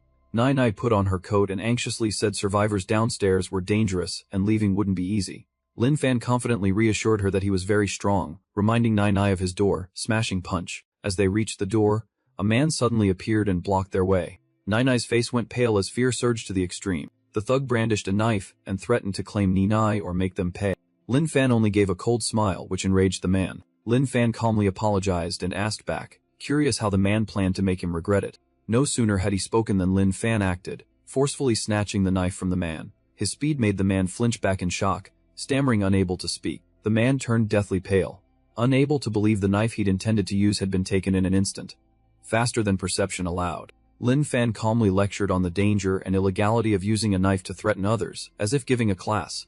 Nai stood stunned and speechless, while the thug had no idea what was happening. Lin Fan returned the knife, advised him not to do wrong things, and warned that if attacked the consequences would be severe. The young man was completely flustered, his mind blank, unsure how to react. Just as they were dazed, a woman appeared, and Nai Nai immediately recognized her as Liu Hong. Nai Nai recalled once trusting Liu Hong like a sister, but during the apocalypse she had changed completely, even siding with her son to humiliate her. After a few seconds of silence, Lin Fan calmly suggested they leave. Immediately the thugs spoke up to block them, ordering them to stop. Lin Fan turned back with cold, crazed eyes and curtly asked what the problem was. He was filled with desire and unwillingness, determined not to let Nai leave easily. He spat vulgar words implying sinister motives, prompting Lin Fan to retort over the disrespect to women. He turned to threaten Nai Nai with horrific scenarios if she left, trying to instill fear and control her mentally. He emphasized the lawlessness of the apocalypse, claiming staying with him was the safest path. Nai Nai hid behind Lin Fan, resolutely resisting and declaring she'd rather die than stay. He angrily blamed everything on Lin Fan, consoling himself that the failure was due to his own slip-up. A fit of madness broke out. He surged forward, screaming to slash the other to death. Nai Nai panicked behind them, only able to shout warnings, completely helpless. Liu Hong watched silently, waiting for the right moment since Nai Nai was panicked. Just coordinate with her son, and it would be done. Before the plan could unfold, her son was slammed backward. His body was driven hard into the wall, horribly stuck, causing Liu Hong to cry out her son's name in horror. Lin Fan said nonchalantly that it wasn't his fault, he had only fought back to defend himself. Nai couldn't help being moved, realizing Lin Fan was extremely formidable to defeat Liu Bing in an instant. After settling things, Lin Fan calmly turned to leave and told Nai Nai to come with him. Behind them only the two siblings remained, clutching each other in chaos and pain. On the way, Nai Nai asked about the zombie bodies. Lin Fan nodded and casually explained they attacked first, so he had to act. Seeing the scene, Nai Nai couldn't help whispering in terror. Nai Nai curiously asked his identity again, and Lin Fan, slightly annoyed, repeated that he was just a real estate agent. Nai Nai secretly suspected he was like those concealed characters in films. Lin Fan patiently explained that besides brokering, he also worked as the building's guard to maintain order and make a living in the apocalypse. Nini was surprised to hear he was a guard, and Lin Fan admitted he sometimes did odd jobs for extra income. Nai Nai concluded these were all covers for a hidden master and felt extremely lucky to have latched onto him. Nai Nai burst into excited laughter, while Lin Fan misunderstood and thought she was just a slightly silly girl. Zhongguo stepped out to greet them, cheerfully welcoming Lin Fan back. He patted his shoulder with a smile, saying young people should talk to pretty girls. When you re old you won't have the energy even if you want to. Seeing Lin Fan didn't get it, he leaned in to whisper, telling him to imagine himself old and still trying to hit on young girls. In Lin Fan's mind rose an image of himself decrepit and being flatly rejected by young women for the age gap. In that fantasy he hastily added that he received a living allowance. The thought gave Lin Fan goosebumps, and he quickly shot back at the man. Not long after, a soft maternal call from inside the house summoned everyone to eat. Lin Fan proactively introduced Nai Nai to Lemay and her daughter Fei Fei. Fei Fei greeted her politely and complimented Nai Nai's beauty, making her blush. Nai Nai awkwardly ruffled Fei Fei's head and returned the compliment to ease her embarrassment. Lin Fan continued by introducing Chen He and his daughter Ding Ding, and Nai Nai cheerfully greeted the father and daughter. Then he introduced 4 elderly residents. Nai Nai greeted them politely and was warmly received, with people praising Lin Fan's eye for people. Nai Nai was so embarrassed her ears and face turned bright red. The young mother urged everyone to the table, and Fei Fei excitedly sat down first. The table was laid with dishes grown and cooked by themselves. Nai Nai tasted the food and praised Lai Mai's cooking, while the young mother smiled and said a meal like this is precious in the apocalypse. Nai Nai gradually relaxed, believing she had made the right choice following Lin Fan and feeling a rare warmth in the apocalypse. Zhonggu curiously asked Nai Nai about the previous water source, explaining that as a former soldier he valued the issue highly. Nai Nai said she initially feared the tap water was contaminated, but being very thirsty she tried it and found it safe. Chen He analyzed that the tap water might still be safe, and if so that would be extremely good news for survivors. Zhonggu thought deeper, noting tap water passes many treatment stages from the river, so its current clarity suggested something unusual. He began to suspect that survivors were secretly operating the water treatment system at the plant. Jun agreed, saying if people were holding the water plant, then they were talents who shouldn't be left to die from lack of food. Lin Fan volunteered to go, saying he'd check the water plant because he knew its location. Hearing that, Nai Nai couldn't help but worry, wondering if the trip would be safe. While eating, Lin Fan calmly replied that he had to go despite the danger, because water is vital and those maintaining it deserve rescue and a better life. After the meal, Lin Fan stood to prepare for the water plant and asked if anyone needed him to buy anything, following his usual errand rule. One by one people handed money to Lin Fan asking him to buy necessities. Nini curiously asked about Lin Fan's true identity, but Zongo only smiled and let her sense it for herself. The scene shifted to Huang Corporation water plant. In the dirty control room, a man sat dazed, his life confined to the cramped space which was deteriorating. That emaciated man was Wang Kai, the plant manager. Wang Kai muttered to his dog, confessing his spirit was collapsing and he kept hallucinating a door of hopeful light. He told himself he was just an ordinary man wanting to escape through the water pipes to find safety. But he felt guilty that leaving would cut the city's water, and seemingly the dog urged him to stay. A short while later a noisy music device was strapped to the dog to attract attention. The dog immediately ran out, leading a pack of zombies in pursuit. That gave Wang Kai a chance to go out, though he had to survive on dog food. He still had to inspect equipment regularly to keep the city's water running. With the dog as companion, he used it to lure zombies while he checked the machines, telling himself if a dog keeps trying then humans must not give up either. The dog followed orders, risking its life to run as far from the plant as possible. At that moment it noticed a very unusual sign. It turned out a speed-evolved zombie was silently tailing it. Realizing the danger, the dog panicked and ran as fast as it could. Cornered, it could only tremble and curl up, awaiting death. At that moment, a familiar bicycle suddenly appeared on the nearby road. The bike stopped by the dog, and Lin Fan looked at the zombie in surprise. He even casually waved to it and greeted calmly. The zombie immediately switched its target to Lin Fan, letting out a ferocious roar. Lin Fan nonchalantly reassured it that he meant no harm. Still, his hand moved to the sword hilt, warning he would fight back if attacked. He then swiftly dispatched the evolved zombie with precision. A crystal fell out and was absorbed by the blade, enhancing its power. Lin Fan brushed his sword irritably, scolding the creature for courting its dangerous fate. Grateful to be saved, the dog joyfully ran to Lin Fan as if accepting him as its owner. Seeing the obedient dog, he crouched to pet its head, smiling as he asked if it could lead him to survivors. The dog then turned and ran off, guiding him straight to where Wang Kai was hiding. Along the way, he cleared dangers and filth that blocked the path to make it safe.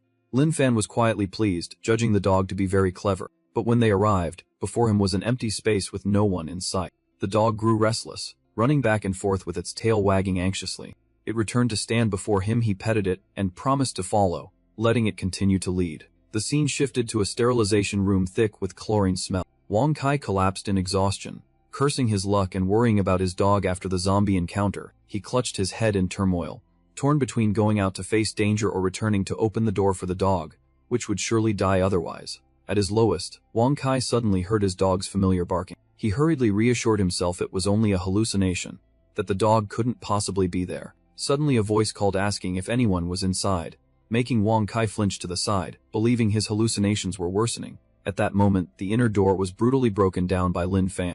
He stepped in with a polite smile, introduced himself and his purpose, insisting he was only there to find survivors and meant no harm. Wang Kai burst into pitiful sobs, convinced everything before him was an illusion and that he was about to die. Seeing him panic, Lin Fan crouched to comfort him and affirmed he was safe, leaving Wang Kai stunned and questioning reality. Finally Wang Kai sobbed and hugged him tightly. Despair fading as he was rescued, Lin Fan silently returned the embrace, feeling responsible not to abandon someone who served the city. A while later, Lin Fan brought Wang Kai and the dog home and prepared hot food, moving him since he'd long survived on dog food. Ding Ding curiously asked Fei Fei about Wang Kai eating real food, and got the joking reply that he seemed born only to eat plain rice. Lin Fan suddenly asked Fei Fei why Ding Ding, though older, still called her sister. Fei Fei smiled and said that lately Lin Fan had caught her, so calling her sister wasn't wrong. The dog stood beside, watching its owner eat voraciously, puzzled because that morning they had happily shared dog food together. After finishing a bowl, Wang Kai awkwardly apologized for eating too much, but the young mother just smiled and said being able to eat was fortunate. She gently added that guests arrived unexpectedly, so she hadn't prepared thoroughly and hoped he wouldn't mind. Zonggu stepped forward, patted his shoulder and praised his work keeping the water supply, but Wang Kai modestly said it was just his duty. Zonggu smiled, saying that very duty had saved many people because in the apocalypse water is the most vital condition for survival. Lin Fan suggested Wang Kai move to live in Sunshine residential area and offered to help find a place since he worked as a broker. The offer left Wang Kai stunned, unable to respond at once. Zonggo explained Lin Fan could help him rent at a low price as the rent was mentioned specifically. Even in the apocalypse, paying rent was normal and reasonable. Even after the explanation, Wang Kai remained vague, feeling he understood yet did not. The young mother patiently explained more, but Wang Kai admitted he still didn't fully grasp it. Zonggo patted his shoulder, praising him as an ordinary man who dares to stand up when needed. leaving Wang Kai puzzled whether he was being praised. Those words made Zhang Go fall silent, recalling his youth and a teammate once regarded as timid. Yet at the decisive moment that teammate dared to sacrifice, doing the unexpected. Later he understood people are complete only with both fear and courage, and the strength that erupts at crucial moments can surpass imagination. Only then did Wang Kai truly understand, his mind clearing as he realized the old man was experienced and saw through things here. At that moment Lin Fan stepped forward like a broker, saying he had an empty apartment on the 5th floor. Room 504, he could show him. Rent was 400 yuan a month, a pleasant price payable by cash or card.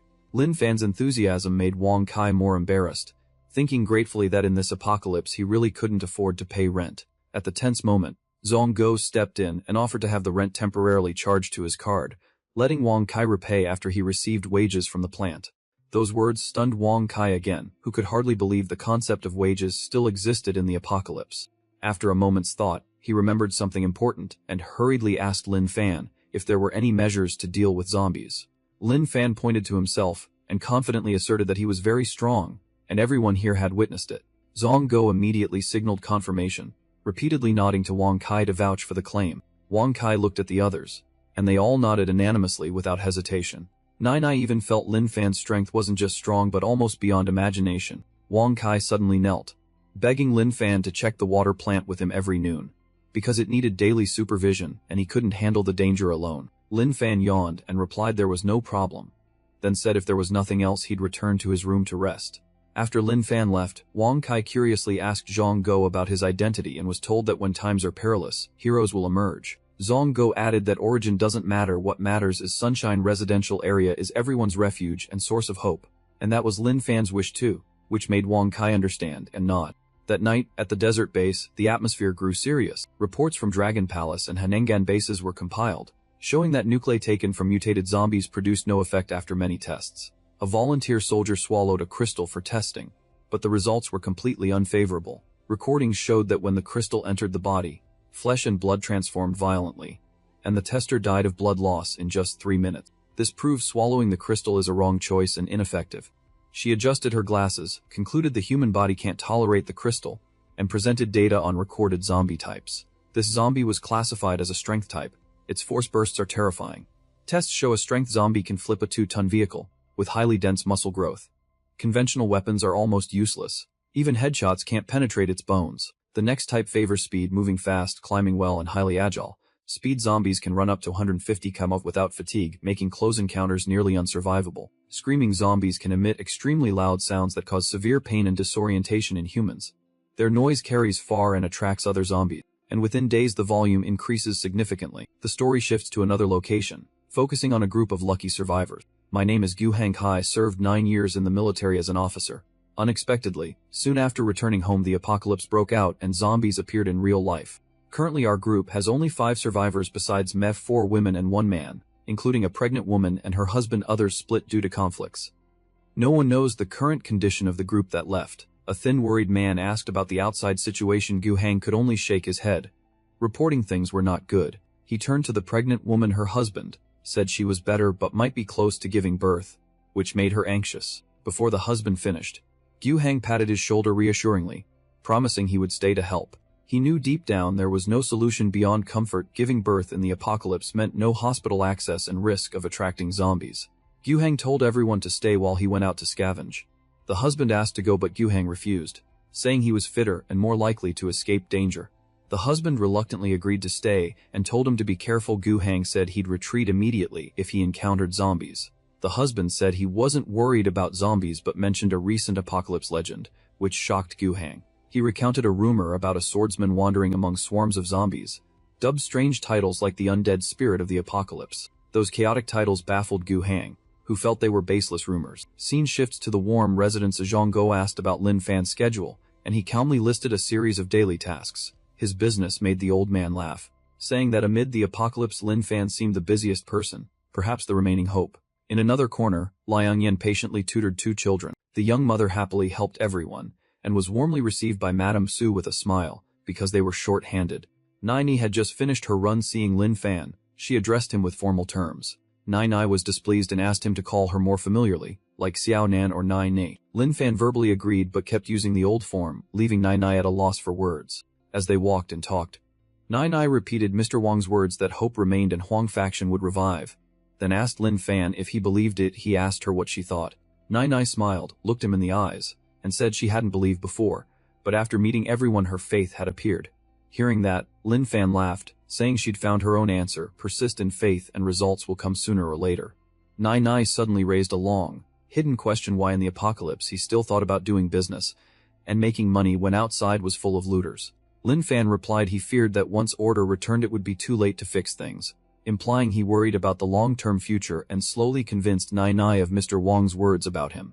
Nai Nai quickly changed the subject, asking if he had a girlfriend. Lin Fan coldly replied he did not. Seizing the chance, Nai said she was single too and asked if he had considered dating, but Lin Fan flatly refused. His answer stunned Nai Nai, who couldn't believe she had just been rejected. She hurriedly asked why. Lin Fan gave a decisive reply that he was still too young, only 20. After saying that, he hurried off, saying he had to keep clearing zombies, step by step cleaning the area and expanding the safe zone for the Huang faction. Nai Nai suddenly realized he wasn't purposely rejecting her, but focusing on the bigger picture. In the apocalypse he couldn't think of personal matters because he held grand ambitions. At the end of the conversation, Lin Fan quickly left the residence. Su Xiao still watched daily from above, constantly wondering who he was and how he could move among zombies without danger. Lin Fan looked up too, thinking the girl was still observing him and worrying whether she had recovered mentally. He decided not to think further and refocused on clearing zombies around the shops. Seeing Lin Fan draw his sword, Su Xiao panicked, thinking he was about to lose control and harm her. Suddenly he sheathed the sword, as if remembering something important. He turned and smiled naively at her, reminding her of his promise to give her a smile each day to help her recover. That action terrified Su Xiao even more. In her eyes his smile and gaze became frightening, making her believe he had ill intent. Scene shifts to Gu Hang, desperately searching for medicine for the expectant mother, frustrated by empty pharmacies and realizing zombie films had oversimplified harsh reality. Suddenly a horrific moan sounded, causing Gu Hang's body to freeze. Gu Hang immediately went silent to observe, identified it as a zombie, and understood that despite his military background, confronting it empty-handed was extremely dangerous. He instantly decided to withdraw to ensure safety, not risking staying. Just as the zombie slowly came out from inside, Gu Hang immediately ran at full speed, knowing that zombies are slow before they detect prey and that running first is wise. The zombie behind was still dazed, not yet aware of what had happened. At the same time, elsewhere Lin Fan was gathering materials, dispatching a few zombies as he muttered that they kept forcing him to defend himself. Lin Fan suddenly felt his sword sharper than usual, seeming to emit a strange glow that made him suspect an illusion. Suddenly a series of growls rose from outside. Curious, Lin Fan stuck his head out to see what was happening outside. He saw Gu Hang cornered on a bus, surrounded by swarms of mutated creatures. Gu Hang silently cursed his luck, just escaped the pharmacy only to be trapped by zombies, thinking today might be his last day. At that moment Lin Fan unexpectedly called out innocently to ask if he needed help. Gu Hang immediately recognized a special aura about Lin Fan, a seasoned military bearing not acquired in a short time. The more he watched, the more certain he was that the man was very strong, unlike ordinary people, perhaps capable of saving him. Thinking so, Gu Hang abandoned the idea of pleading, shouting for Lin Fan to leave so he could find his own escape route. Instead Lin Fan stood still, smiling and asking if help was needed. That action immediately drew the zombies' attention. All eyes turned toward Lin Fan. Gu Hang turned pale, cursing inwardly that Lin Fan hadn't heeded his warning. He believed that if they had run then they could have escaped, since the zombies were being lured by him. Lin Fan continued chatting with the horde as if they were people, scolding their violence while earnestly explaining his sword was only for self-defense. Suddenly a small zombie lunged forward and attacked first. The sight stunned Gu Hang into silence, thinking the two of them were about to die there. In an instant Lin Fan delivered a decisive slash, cutting the zombie down on the spot. Immediately after he followed with a kick, sending the zombie's body flying hard into the nearby wall. Gu Hang stood agape, unable to close his mouth, for even a top military expert couldn't kick a zombie that far. This exceeded real-world limits. The remaining zombies began closing in, their eyes filled with ferocity directed at Lin Fan. Lin Fan said coldly that when words failed, he would use the sword in his hand to deal with everything. Hearing that, Gu Hang was once again left speechless, unable to believe the strange words he'd just heard. After a brutal, butcher-like slaughter among the horde of the undead, Lin Fan sheathed his sword, muttering about dirtying the streets and pitying those who would have to clean up the mess. Standing above, Gu Hang still couldn't believe the scene, doubting whether this was even human strength. Suddenly Gu Hang recalled the initial image: one man, one sword, calmly walking through the deserted street, and a series of mysterious titles people had given Lin Fan, like a living legend of the Huang faction. Lin Fan, puzzled, jumped onto the bus to face Gu Hang directly. Even though he didn't understand the earlier words at all, Lin Fan still smiled, raised his hand in greeting, introduced himself, and asked the other's name. Gu Hang was still astonished that with a light spring Lin Fan could be standing on the bus roof, making him wonder if the man was still human. Lin Fan was also stunned, but thought differently, wondering why the other man stared without responding, and even suspecting he might have hearing problems. When Gu Hang introduced himself, Lin Fan breathed a sigh of relief, confirmed the man wasn't deaf, and then introduced himself and where he lived. Curious, Gu Hang asked how Lin Fan dealt with zombies, explaining he wanted to know why the boy could so easily kill the undead. Lin Fan raised his sword, casually claiming it was thanks to this special weapon he regarded as a mighty divine blade. Hearing this, Gu Hang didn't press further and changed the subject to rescuing survivors, introduced himself and confirmed he was still an active soldier who'd gotten into trouble while visiting home. Gu Hang inwardly judged the young man's odd conversational style as strange, but likely just a personal quirk despite seeming abnormal. While Gu Hang was still thinking, Lin Fan suddenly invited him to move to Sunshine District, leaving Gu Hang stunned and realizing there must still be many survivors there. Thinking it over, Gu Hang concluded Lin Fan must have saved many people and didn't seem malicious, so he immediately agreed to relocate. He then asked permission to go back and fetch other survivors, and Lin Fan calmly accepted the request. Soon after, Gu Hang returned with a pregnant woman and told Lin Fan they had arrived.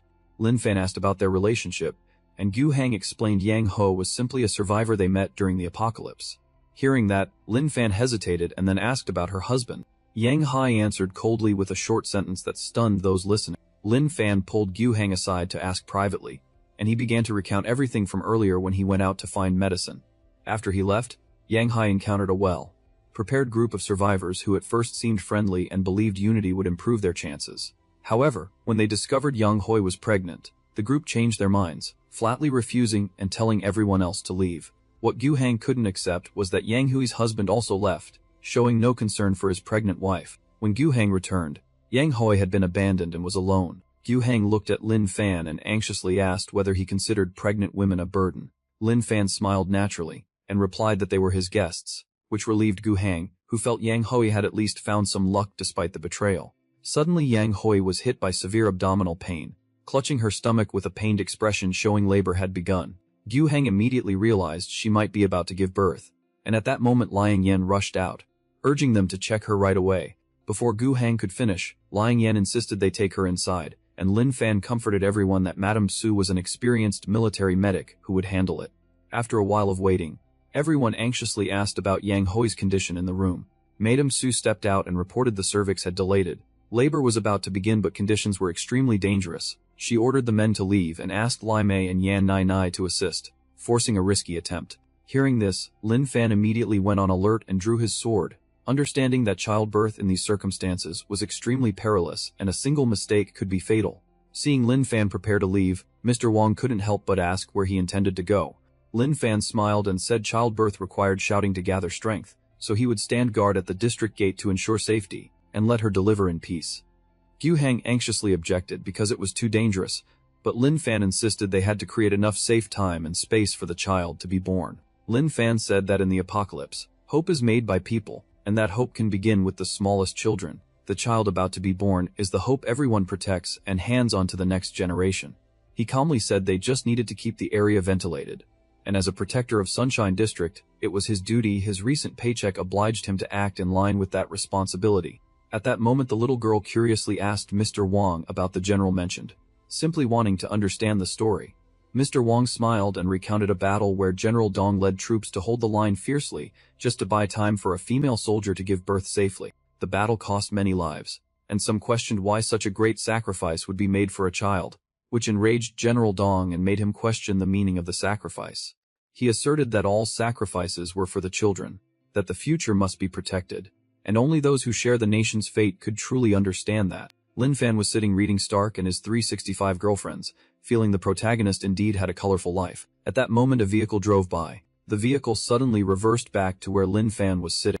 The person in the car rolled down the window, thinking to himself he'd run into a weirdo on the road. Then he pulled out a gun and pointed it straight at Lin Fan's face. He saw no zombies on the road, which was strange in the apocalypse, and Lin Fan was just sitting reading. The man asked, "What are you doing?" Lin Fan replied, "I'm reading." There were many people in the car, When they heard his answer, they burst into loud laughter and mocked him as retarded. One in the group got the idea to seize the house Lin Fan was sitting in front of, but the leader thought it unwise to get out because nearby zombies at the intersection might notice, and Lin Fan looked like a lunatic, so it could be troublesome. 3 in the back cheered, praising his reasoning as brilliant and saying he had exceptional foresight. Lin Fan then warned the group that there's a pregnant woman about to deliver here who might make loud noises and attract many zombies. The purple-haired girl in the car clutched her belly and laughed. "This crazy guy is cracking me up." Lin Fan repeated her words. "Crazy guy," he asked her to have some self-respect, his annoyance showing. She saw his expression and retorted, "I'm fearless. Do you believe I'll skin you alive?" The leader in the driver's seat shoved the gun up to Lin Fan's face and asked, "Do you know what this is?" Lin Fan answered bluntly, "It's a gun." The leader then revealed his arrogant side and said, "Do you know in this apocalypse I can do anything I want," implying he intended to kill. He continued to threaten he'd play with Lin Fan's head like a watermelon blown apart, shouting, "Do you believe I'll blow your head to pieces?" But Lin Fan coolly retorted that by our country's law, possession of a weapon carries 3 years in prison, and given the current situation he considered the leader's sentence severe, urging him to repent. Lin Fan's words immediately left the blonde unable to reply, for he thought the guy must be completely insane. The 3 in the back had nothing left to say, stunned into silence. The blonde turned and asked what he said. The one in the back repeated that he meant possessing a gun is illegal. The blonde loudly tried to retort, "So is your brother breaking the law?" The guy chimed in, "Our broho can hold whatever he wants, even blow someone's head off, and it isn't illegal at all." Then those in the car laughed loudly. Lin Fan calmly snapped his book shut. Lin Fan calmly said they were the real lunatics failing to maintain a proper mindset in the apocalypse, and banding together to use cruelty to spread despair. His words enraged the leader. He shouted, "Who do you think you are to lecture us? Kneel for me now. If you apologize, I'll spare you." But suddenly the gun in his hand was gone. What the hell? Lin Fan moved with lightning speed, and had already snatched the gun from the blonde's hand. Terrified, he slammed the accelerator. The car shot off in a burst. Those in the back panicked. Why are you driving so fast? We have bulletproof glass." But the blonde cursed, "Shut the hell up." While focusing on speeding away, the blonde seethed over being humiliated today. In the room, the woman's anguished cries rang out. Just as Lin Fan predicted, the zombies swarmed. Those above watched anxiously, wondering if Lin Fan could hold them off. But old Zongo trusted him completely and reassured everyone. As he spoke, the girls behind enthusiastically voiced their support. Even the younger one trusted him too. He patted the 2 girls' heads, praising them as good kids and promising to ask Uncle Lam to buy some test books when this is over. The girls felt guilty, but couldn't bring themselves to speak. Below, Lin Fan was slaughtering zombies. By evening, the woman's loud labor cries still echoed above. Women bustled about and successfully helped her deliver. Lin Fan glanced around below and thought, "It's about to start." Suddenly Lin Fan saw someone fall from the tall building in front of him. What fell were zombies. They fell in large numbers, sprawled across the ground. But soon enough they were getting back up. They followed the sound of human singing, and groped toward the area Lin Fan was guarding. Lin Fan praised these leech-like survivors, saying they were durable though mangled. On the high floor, everyone was watching Lin Fan's situation. The man in front was extremely worried, and even old Zongo couldn't hide his unease. Old Zongo opened his heart, saying that in this apocalypse he saw hope to rebuild society, and the future lay with Lin Fan. The young man beside him urged everyone to try to help him, but Zongo stopped them, saying that trying to help Lin Fan now would only add burdens onto him. The young man sighed, agreeing the elder was right. He thought that going down now would force Lin Fan to protect more people. Wang Kai pointed to a figure standing on the adjacent high floor. This zombie looked different from the usual ones and behaved oddly. This was a screaming type zombie. They had never seen this type before, of unlike normal ones that would rush people.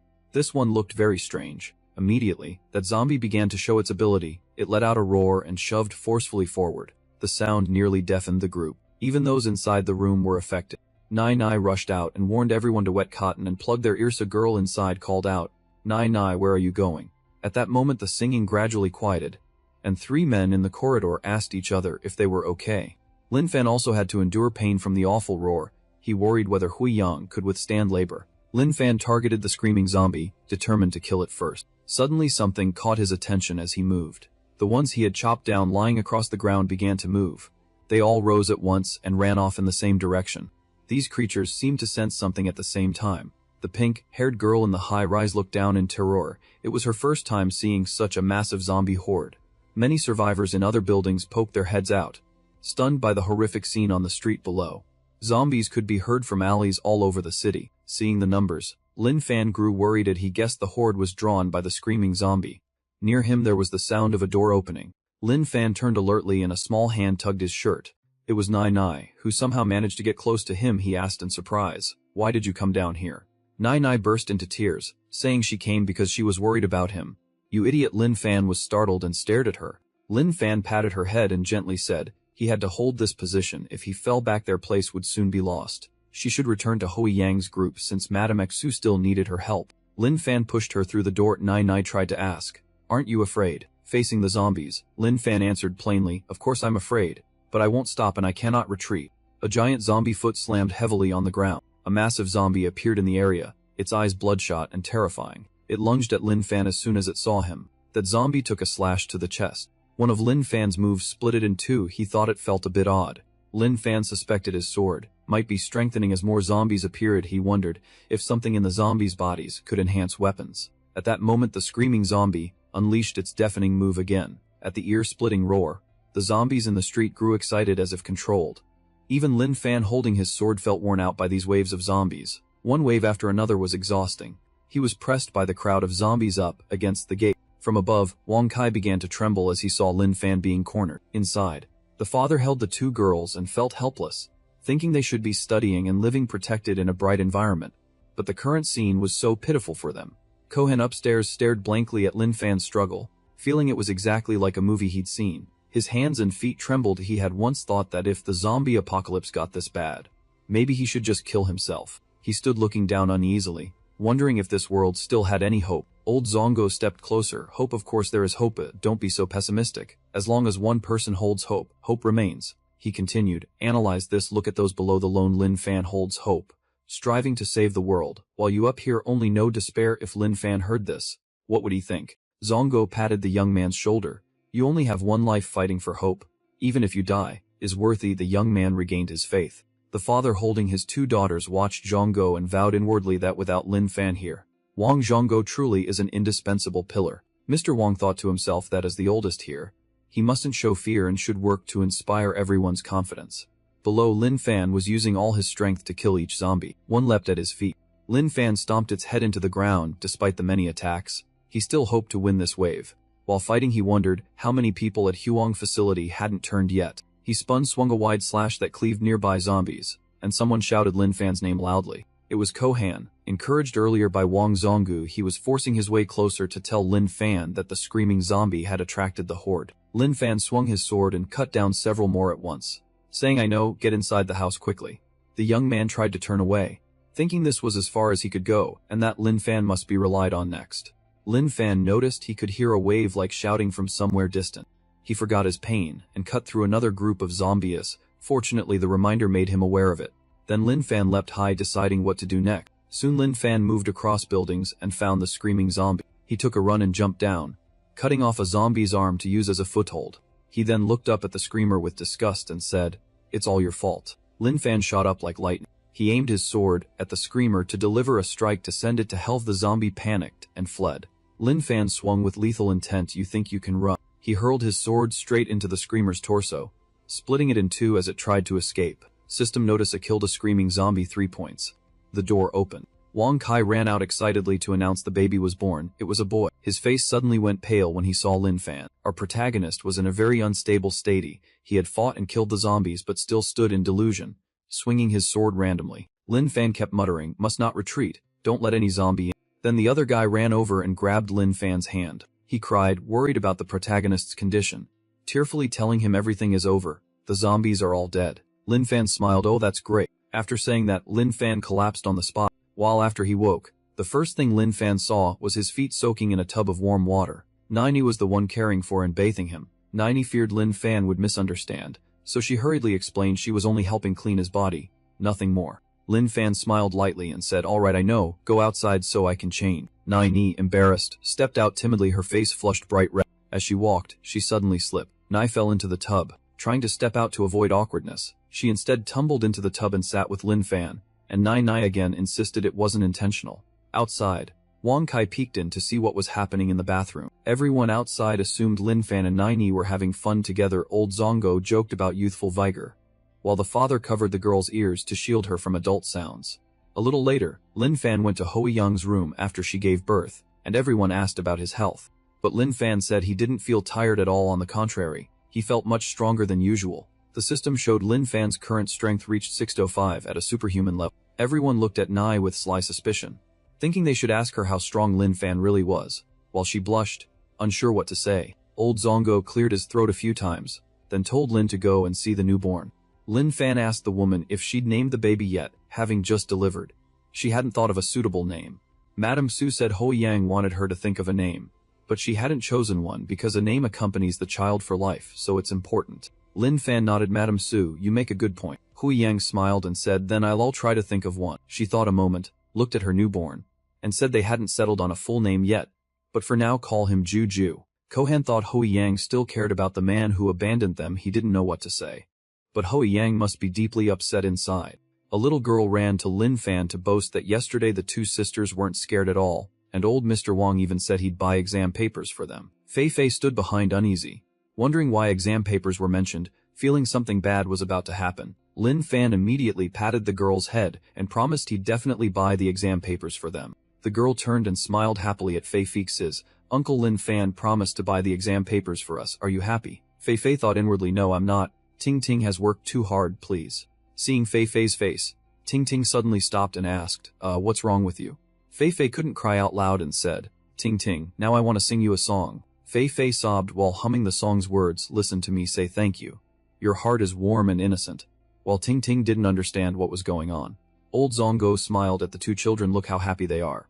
Lin Fan added, yes, so happy they re in tears. The next morning Lin Fan woke to wash his face and brush his teeth as usual. He went out to exercise and cheerfully greeted Old Wang and Old Zhou, who also got up early like him. Old Wang even complimented him on being handsome. Lin Fan liked it but blushed, knowing Mr. Wang was trying to brighten everyone's life with praise. Lin Fan saw Kohan and greeted him. Kohan returned the greeting and said he planned to add more fencing to block intruders from the residential area. Lin Fan confidently entrusted specialized tasks to him, then said he had something to attend to. He thought that now Kohan finally seemed to understand why Lin Fan could stay optimistic in the apocalypse, abiding by rules and law, and keeping faith is essential. Lin Fan's current concern was dealing with the corpses in front of the house. Otherwise they'd rot and make it uninhabitable. Scene cut to the dump, where Lin Fan was handling it alone. Finally Lin Fan was nearly finished, since this was the last trash truck. As Lin Fan dragged the cart of zombie corpses across the road, a vehicle approached. It was the four people from before. This time the pink-haired woman spotted Lin Fan and pointed him out. The blonde leader said, I see him. In his mind he began plotting to ram Lin Fan to death. Do you think this bastard's despicable? Comment if you do. Then he stomped the gas. His henchmen in the back laughed with delight. And the other guy didn't stop him, but cheered on the leader's murder plan. On the vehicle the leader shouted, go die for me, and Lin Fan noticed the car charging toward him with no brakes. With his reflexes Lin Fan quickly dodged the lethal ram. The leader spun the wheel and turned the car around. The tires screeched against the road. The car stopped in front of Lin Fan. Facing the men trying to harm him, Lin Fan unhesitatingly drew from his back. The leader inside screamed madly, I swear I'll kill you right here. As the car lunged to attack again, Lin Fan didn't dodge it. He stood his ground and raised his sword high. When the car neared, Lin Fan kept swinging a powerful downward slash that split it in two, leaving the occupants horrified. The blonde leader was speechless. He hadn't expected Lin Fan's terrifying strength. At the same time, the half of the car where the leader sat began to fly apart. Lin Fan looked at his sword and began to feel his earlier deductions were right. Both his power and the sword had been enhanced. Though he didn't know what made them stronger, the car was split in two and collapsed to the ground. The leader crawled out, his body scratched all over. He stood up without fear, cursed at Lin Fan, calling him crazy, and threatened to smash his head for daring to touch him. Lin Fan asked sternly, aren't you the sick one? We have no grudge, why try to harm me? The leader retorted irrationally that he could kill whoever he liked and demanded to know who gave Lin Fan the right to damage his car. Two others from his group crawled out, confused. How? What's going on?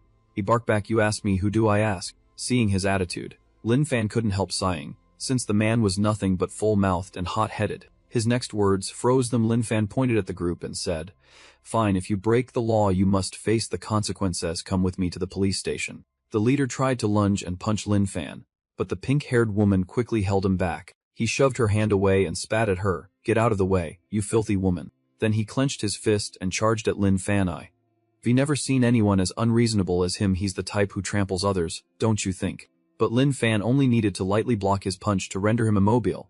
saying, "You re too stubborn. Kill me." "You don't have that power," Lin Fan said. Then with one hand he toppled the blonde down, his back slamming hard.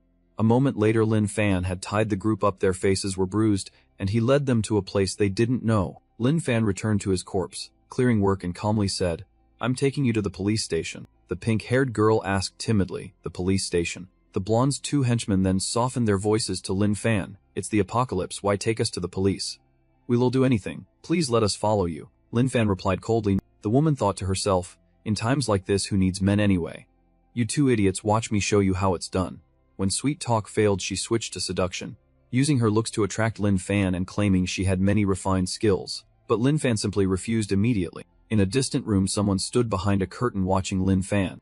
It was the pink-haired girl in the nearby apartment. She saw Lin Fan outside again. Lin Fan turned with a strange expression. His look frightened the girl, and she pulled the curtain closed.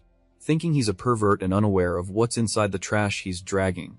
Why can he walk outside without fear? Lin Fan below sighed, thinking she likely refused to accept the apocalypse, that he couldn't help her, so he left her be. Cut to the police station. Lin Fan had brought them here, he said. He'd brought people here once before and hoped these ones would be properly educated too. The pink-haired woman stopped near Lin Fan and asked, "Boss, what are you going to do?" Lin Fan walked off without turning back and said, "Goodbye, hope you reform well, start over." She cried in panic and despair, sobbing, "What are we going to do now?" At that moment, many red glowing eyes appeared in the darkness inside the station. The zombie cops, smelling human flesh, began to crawl out and made their way to the garbage truck. The next day, Brother Hen woke early and went outside. He only then realized Lin Fan had gone out yesterday and still hadn't returned. He wondered if something happened to him. No sooner had he finished speaking than the door opened. Lin Fan appeared, happily waving hello. Then Lin Fan explained his difficulty. Yesterday he cleared the zombie corpses, but there was a lot of blood left. He needed someone to drive to wash it away because he can't drive. At first the young man agreed, but then he remembered and said, "Wait." Brother Hen asked in surprise, "You said you can't drive, so how did you bring this vehicle back here?" Lin Fan demonstrated for him on the spot. Alone Lin Fan could lift the entire front of the vehicle and pull it away easily, leaving the young man speechless. Up above, old Wang Zhongguo also saw Lin Fan and Brother Hen below and joked about why not bring a car that can play music. Only mom's songs are best. A water-spraying car should play that song to suit the taste. Madame Su, seeing her husband acting childish, came over and said, "You re old but not serious at all." A while later Brother Han and Lin Fan were cruising on the vehicle. Lin Fan suggested going elsewhere to clean since this spot was done. Then he suddenly turned serious and asked Lin Fan, "Let me ask you this, have you ever thought about what you'll do in the future?" He recalled old Wang Zhongguo telling him that Lin Fan was a good man, and that such behavior in the apocalypse was a hope that society could return to normal. He's not sick at all. Still he felt a bit hazy when faced with Lin Fan's true character. Hearing the question, Lin Fan stared into the distance and replied, "I used to be an overlooked interior designer, but now I'm different. I'm a protector, and I can do many other jobs." But what the young man really wanted to know was, with Lin Fan's current strength, how far does he want to develop? He told Lin Fan that now he could take whatever he wanted. Lin Fan corrected him at once. "Hong, you're a soldier, yet your thinking is flawed. If you want something, earn it with your own hands.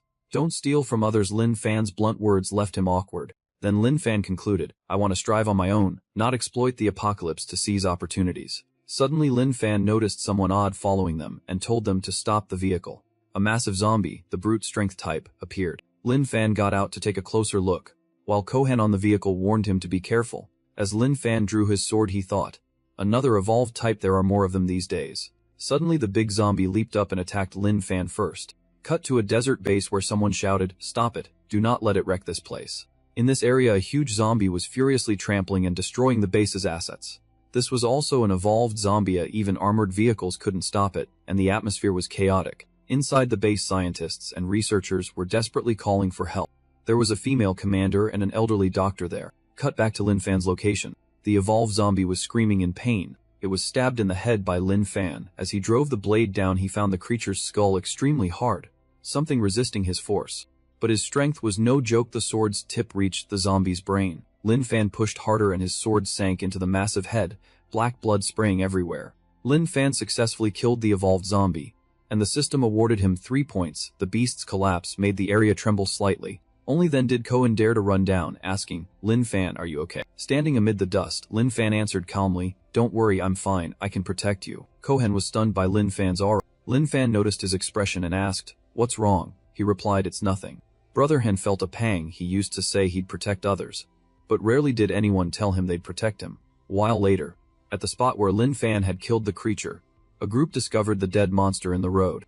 Two men stepped down from their vehicle to take a closer look. A man sitting in the driver's seat called down, "This is the zombie we encountered before." But the man in white insisted, "That's not the one we met her. That one had a gunshot wound in its leg, this one doesn't."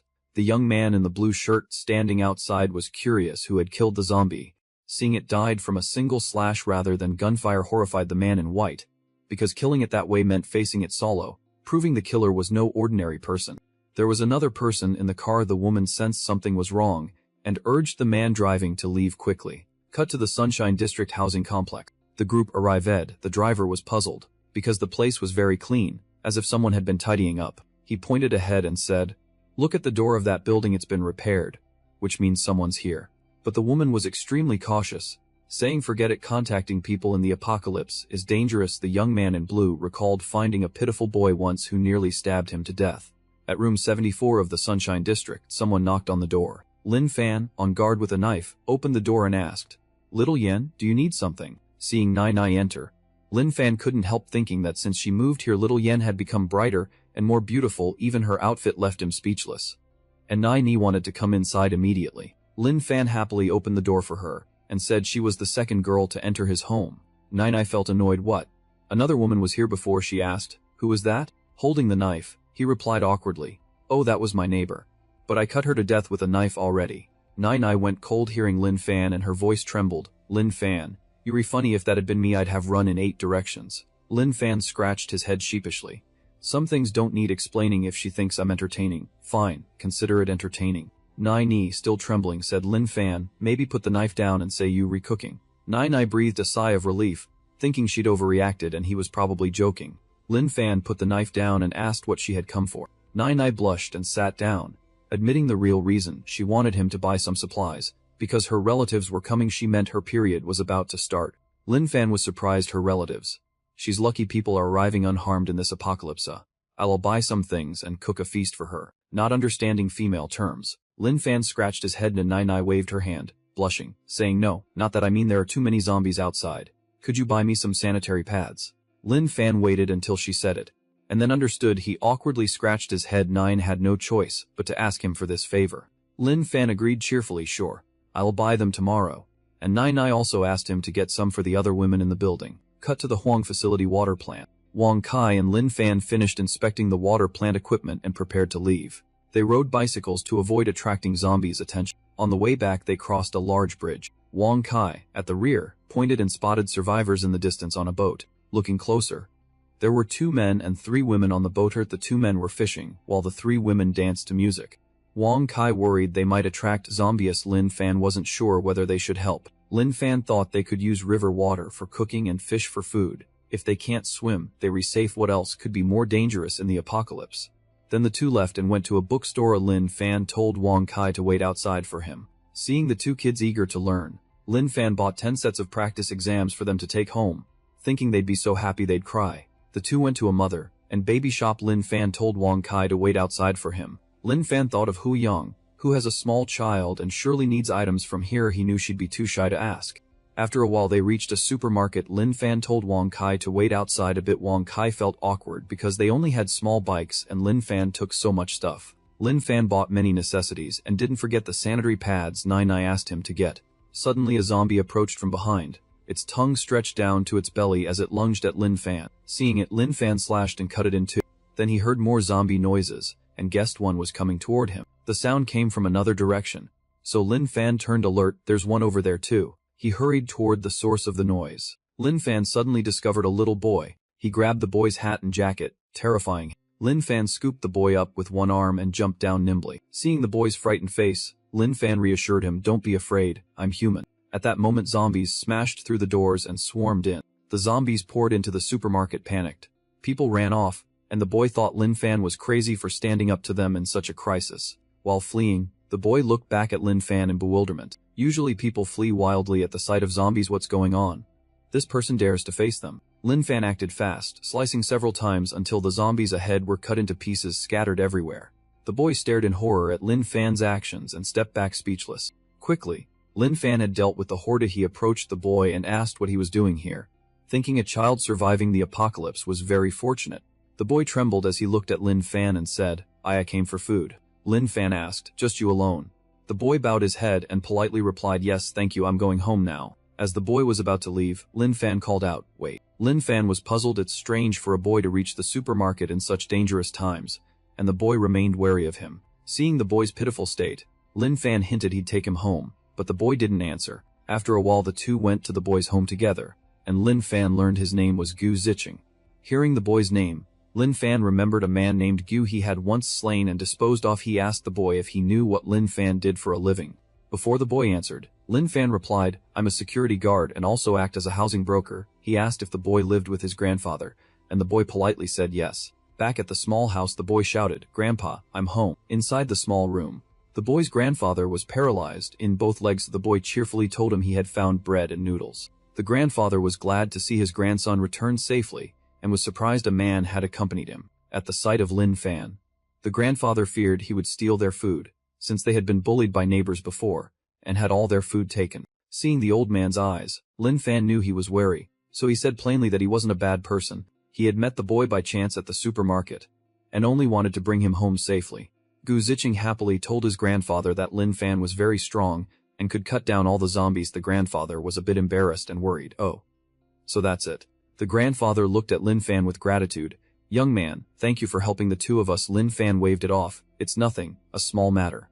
Lin Fan noticed the wall covered with the boy's award certificates, and praised him as talented. The grandfather proudly said his grandson was well behaved and achieved high academic results. Lin Fan asked about Gu Zicheng's parents, and the grandfather explained that the boy's father died saving a drowning person, while his mother left him for someone else, leaving the grandfather to raise him. Despite this, Gu Zicheng was understanding and obedient.